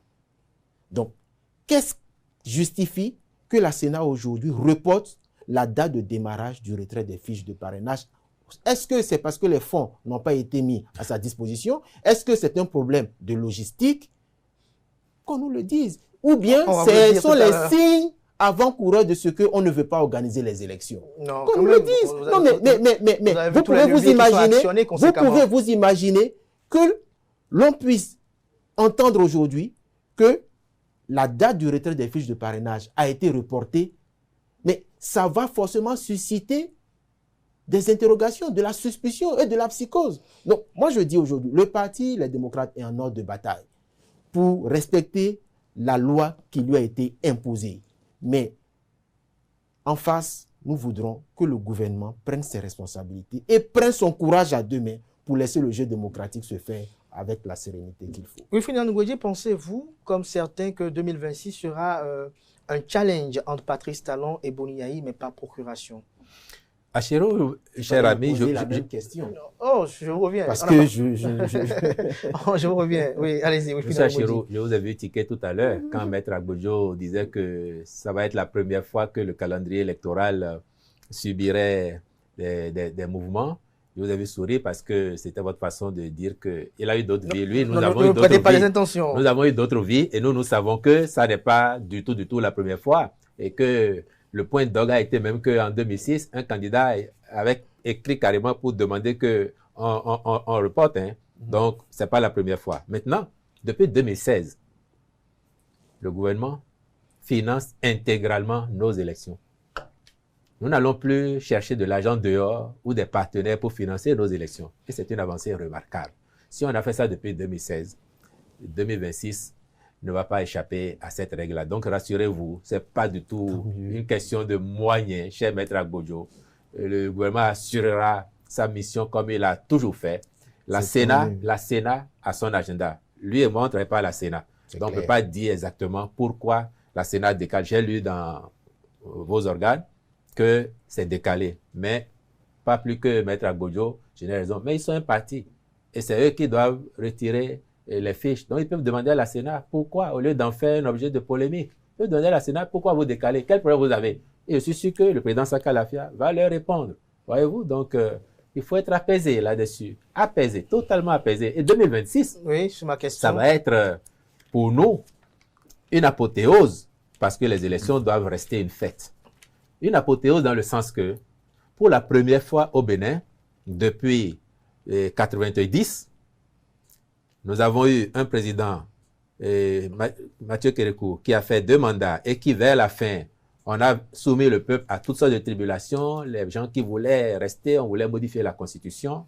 En 2016, on a vécu pratiquement la même chose avec les intentions de tripatouiller la Constitution pour prolonger le bail à la tête de l'État. Pour la première fois, nous allons vivre une élection où le président sortant n'est dans aucune démarche pour rester. Et c'est clair. D'ailleurs, aujourd'hui, plus personne ne lui fait le procès. À l'époque, les gens qui n'avaient pas de sujet disaient non, il veut rester, il veut rester. Plus personne ne fait le procès. Donc, les jeux sont ouverts pour tous ceux qui veulent aller à la succession. Il veut rester, mais seulement qu'il est le seul à détenir. Il veut partir, il s'en va, lui, il ne veut pas rester. Et son dauphin? Ne faites pas de lapsus là-dessus. Son dauphin, c'est un Béninois, assurément, quel que soit le parti dont il proviendra demain. Qu'il soit d'un des partis de la majorité, qu'il soit de l'opposition. Un dauphin désigné par les partis politiques ou désigné par Patrice Talon. Le successeur, ce sera un Béninois. Oui, un Béninois, qu'il vienne justement des partis de la majorité présidentielle ou qu'il vienne de l'opposition, ce sera un Béninois. Et 2026, pour nous, ça doit être, pour nous tous, le moment de dire à ce successeur, nous avons connu 10 ans de M. Patrice Talon, qui a fait de très belles choses, mais il y a aussi des choses perfectibles. Et là-dessus, nous vous attendons sur tel projet pour qu'au bout de votre quinquennat ou de vos 2 quinquennats, le Bénin progresse davantage parce que M. Talon l'aura mis sur orbite. Et ça, je crois que personne ne doute de ça aujourd'hui. Les promesses ont été tenues par Patrice Talon en grande partie. Globalement, si on regarde le bilan, à l'heure où nous sommes, on peut le dire. Et si vous voulez, parce que vous n'aimez pas trop, et Maître Agodjo n'aime pas trop non plus, je peux vous donner quelques illustrations encore rapides. Rapides. On a déjà parlé de l'eau, on a parlé de l'électricité. On peut parler des questions d'emploi parce que d'habitude, souvent, on nous challenge là-dessus. Ah, j'aime bien. Ah, ça, on nous challenge là-dessus. Et je vais vous dire, d'emblée, je comprends la délicatesse. Là, il note encore. Qu'il note bien. Je comprends la délicatesse du sujet. Et je comprends les réactions de nos concitoyens qui, chaque fois qu'on évoque le sujet, ne sont pas d'accord parce que, en matière d'emploi, c'est comme la religion. On ne s'entendra jamais. Si on a créé 1 300 000 ou 1 500 000 emplois et qu'il y a 5 000 personnes qui cherchent de l'emploi qu'ils n'ont pas encore, ces 5 000 personnes considèrent qu'on n'a rien fait. Et de leur point de vue, de leur position, c'est normal. Et ces 5 000 personnes feront plus de bruit que le 1 500 000 qui auraient déjà eu d'emploi. Sinon, si on regarde les chiffres,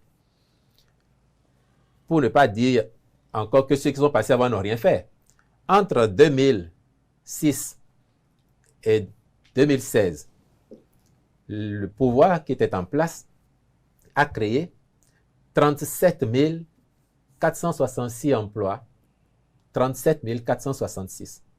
Entre deux, y compris les reversés de 2008, qui sont deux dizaines de milliers à peu près. Entre 2016 et 2023, donc ce n'est pas les chiffres d'aujourd'hui, on était à 56 166 emplois créés, y compris les AME qu'on a reversés. Mais au moment où on arrêtait ce chiffre, on avait 2794 autres à recruter, 1500 dans la police, 796 au niveau de la santé, 300 pour les finances et 100 ailleurs. Et quand on évoque ces chiffres, ça n'intègre pas les 30 000 et quelques qui sont à Glodjigbe. Ça n'intègre pas les 8 000 qui sont à la zone franche industrielle de Sémé. Ça n'intègre pas les milliers d'autres qui travaillent dans toutes les agences et sociétés qui ont été créées de 2016 à maintenant.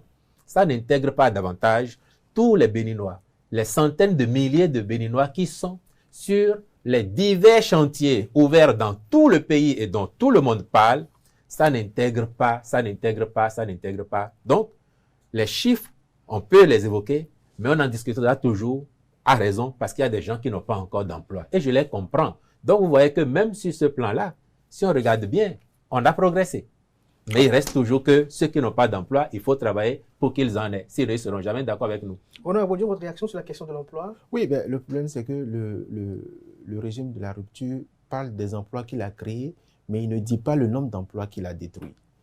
Parce que quand le régime de la rupture est arrivé en place, il s'est méthodiquement assuré de licencier plusieurs citoyens, aussi bien directement ou indirectement. Ça aussi... Il y avait des arguments. Non, la question d'argument n'est pas là le problème. Ce sont les faits. Je reste factuel. Donc, lorsque vous détruisez 30 000 emplois et que vous recrutez 32 000 ou 35 000, vous n'avez recruté que 5 000 en réalité. Donc, ce n'est qu'un jeu de chaises musicales. Et que dites-vous des admissions irrégulières? Non, avant ça, si vous permettez, non, la précision. Oui. Déjà, une on fois n'a pas de plus. détruit, on n'a pas détruit, s'il vous plaît, une fois de plus. Moi, je pense, s'il vous plaît, on parle aux Béninois, on n'a pas détruit 30 000 emplois. J'aurais fini là-dessus. Non, je pense vous aurez votre temps de parole. Non, si vous me rassurez. Oui, moi je pense que cette stratégie-là, je la comprends. Je la comprends. C'est une stratégie d'intimidation. Alors, moi je voudrais dire ceci. Je vais faire beaucoup plus structuré. Vous savez, la question de l'emploi ne s'apprécie pas au regard du travail précaire qui a été donné aux jeunes. Mais vous savez, c'est le sous-emploi qui amène à parler de emploi donné à la jeunesse au niveau des chantiers par-ci, par-là.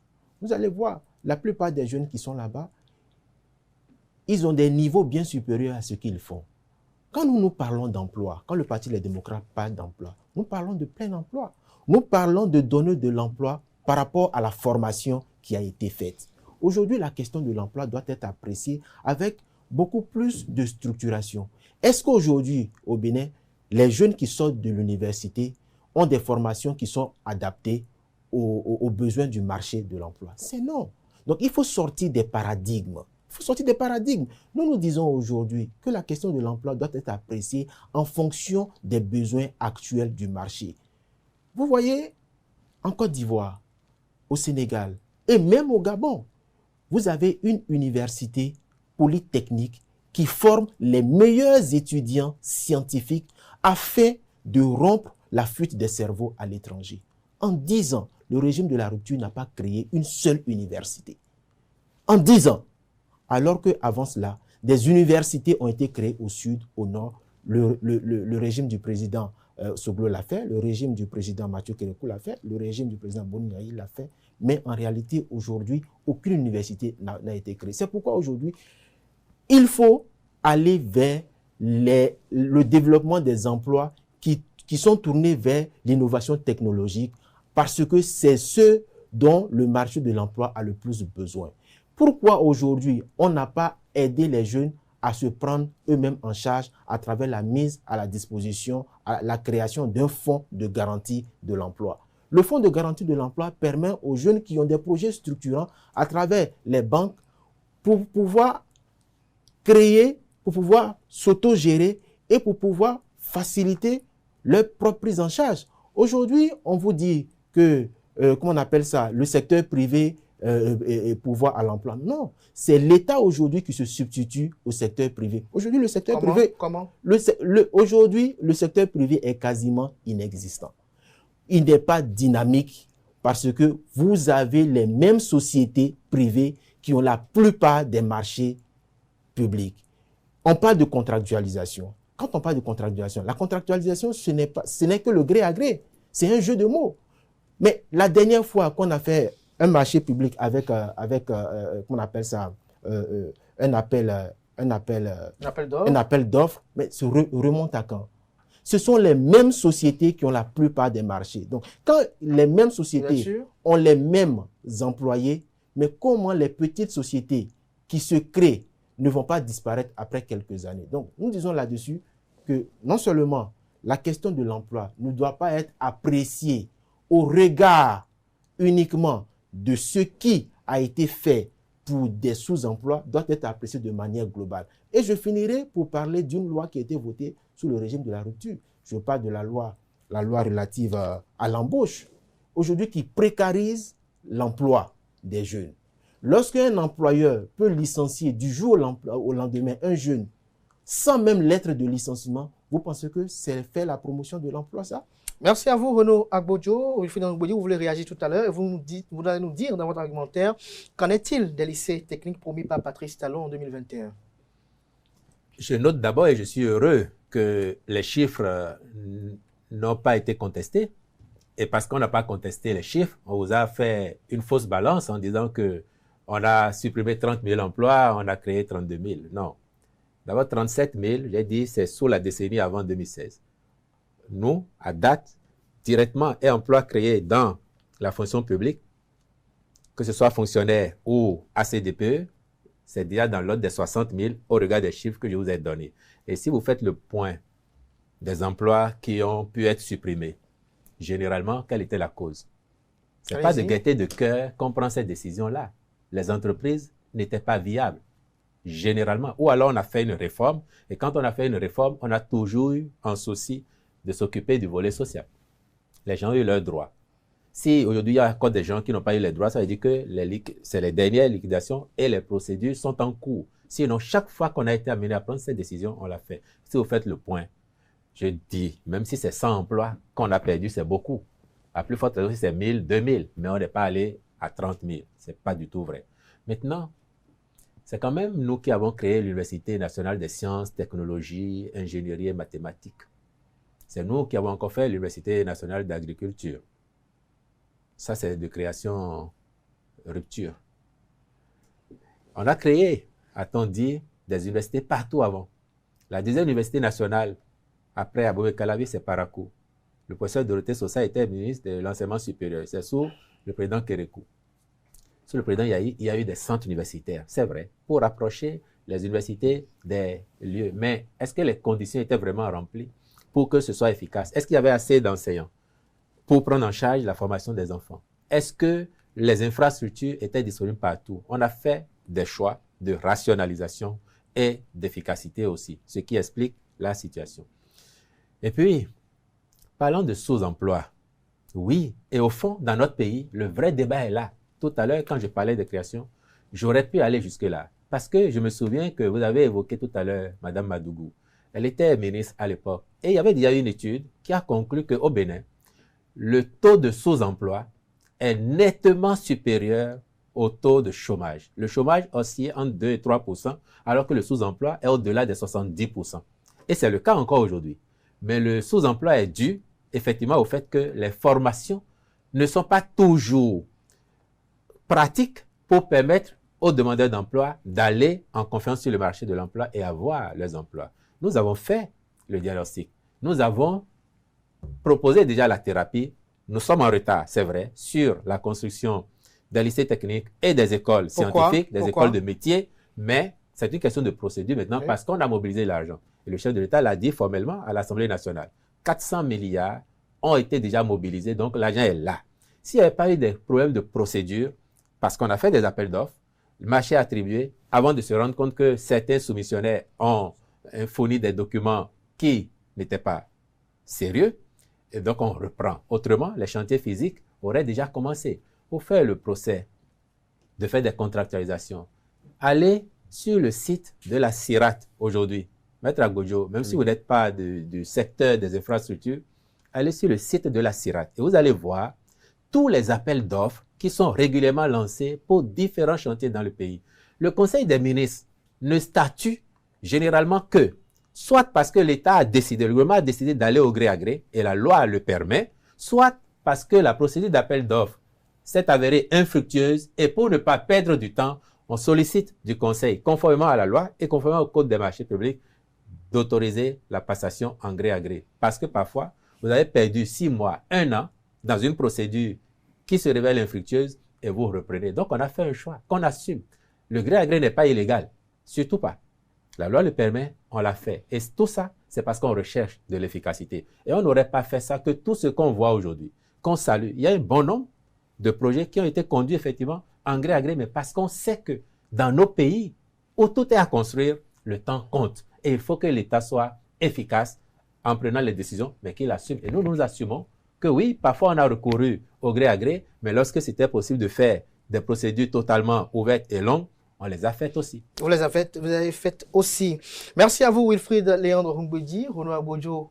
Merci. Vous voulez placer encore une phrase? Je pense que nous avons fait le tour. Voilà, nous avons encore, bien évidemment, beaucoup d'autres aspects à aborder, mais le temps qui nous est imparti est arrivé à échéance. Je compte sur la disponibilité de chacun, peut-être pour y revenir, un de ces quatre. Il faut dire, vous prenez l'engagement. Avec le même plaisir. Merci à vous. Merci également à Renaud Abodjo de prendre également l'engagement devant les amis internautes. Non, moi, plutôt, l'engagement que le porte-parole du gouvernement a pris, c'est de m'inviter sur le média public la prochaine fois. Vous avez déjà été là-bas. Et puis vous voyez, tout à l'heure, j'ai voulu être amical. Quand il a fait, je n'ai pas voulu répondre. Parce que Maître Abodjo sait qu'on s'est déjà croisé sur le média de service public, contrairement à ce que les gens disent. Et si demain, les gens ont besoin de son profil là-bas, ils vont l'inviter. Tout à fait. Et ça se fera. Mais j'ai une question, peut-être elle paraît un peu saute à tout un chacun pour conclure. En une phrase, dites-moi, pourquoi le peuple béninois devrait vous croire plutôt que l'autre, Renaud Abodjo, dans tout ce que vous avez développé ce samedi? Oui, parce que, bon, vous savez, à ce genre de questions, on ne peut pas définitivement répondre. Pourquoi le peuple devrait nous croire? Parce que le peuple, nous ne faisons que dire ce que le peuple vit. Nous ne faisons que dire que nous n'avons pas la prétention d'avoir la science infuse, mais je pense que les politiques publiques qui ont été initiées depuis 2016 n'ont pas investi suffisamment dans l'humain. On investit beaucoup plus dans le matériel plutôt que dans l'humain. C'est tout notre débat. Même question, il faut dire nous dire. Bien, je crois que c'est vrai, j'ai le rôle difficile aujourd'hui, mais ça fait partie du chemin. Et je crois que le peuple béninois, que moi je salue parce que c'est un peuple mature et résilient. Le peuple béninois a vu, pour nous limiter à la période du renouveau démocratique, le peuple béninois a vu le mandat du président Soglo, les 2 mandats du président Kérékou, les 2 mandats du président Yahi, et il est en train de finir avec les 2 mandats du président Talon. Le peuple béninois sait qu'entre 1990 et 2016, le Bénin marchait tellement bien que tous nos problèmes ont été réglés. Tout le monde avait de l'eau potable partout, de l'électricité partout. Les écoles fonctionnaient, les hôpitaux fonctionnaient. Mais ce peuple béninois a vu que depuis 2016 à maintenant, le pays se redresse. Vous avez compris que je faisais de l'ironie tout à l'heure. Le peuple béninois sait comparer et il voit les résultats. Il sait que si depuis 2016, on lui demande plus de sérieux au travail, plus d'efforts, c'est vrai et c'est pas facile parce qu'on n'a pas toujours fait ça. Mais il sait désormais que ces efforts produisent des résultats. Et ces résultats, il faut être juste, ce ne sont pas les résultats de Patrice Talon et de son gouvernement seulement. Ce sont les résultats de l'ensemble du peuple béninois. Et il ne faut pas faire injure au peuple béninois de lui dire que ces efforts qu'il fournit avec autant de détermination depuis 2016 ne produisent pas les résultats qu'il voit. Oui, ce sont les sacrifices. Les efforts sont des sacrifices en tout. Les résultats que ce peuple voit, que le monde entier voit au point de dire le peuple béninois est en train de faire une révolution sur lui-même. Il change sa vie et ça, c'est quelque chose de formidable que le peuple ne demande qu'à prolonger. J'ajouterai une question à vous, particulièrement. Tout particulièrement. Oui. Est-ce que vos opinions sont exclusivement celles du porte-parole du gouvernement ou elles sont teintées parfois de votre conviction qu'on a connue avant 2016? Vous appréciez et vous savez très bien que je suis quelqu'un d'intègre. Et si je vous le dis, je le pense. Merci à vous, Wilfried Léandre Humbedi. Je rappelle que vous êtes porte-parole du gouvernement béninois. Vous êtes également le secrétaire général adjoint du dit gouvernement. Merci à Renaud Abodjo, avocat au barreau du Bénin, conseiller juridique du parti politique Les Démocrates, parti présidé par Boni Yahi, dont vous êtes l'avocat personnel. Vous êtes également l'un des conseils de Réki Amadougou. Merci pour ce moment d'échange. Merci à vous, chers amis internautes, dans lesquels nous n'existons pas. Merci pour l'attention. Merci pour la fidélité que vous accordez constamment à nos différents programmes télé sur ESAE TV. Soyez-en remerciés, je dirais même soyez-en bénis. C'est sûr que peut-être il y a eu des attentes qui n'ont pas été comblées, mais nous prenons l'engagement avec nos invités peut-être de revenir en détail avec des thématiques spécifiques, notamment sur la gouvernance de Patrice Talon, qui sera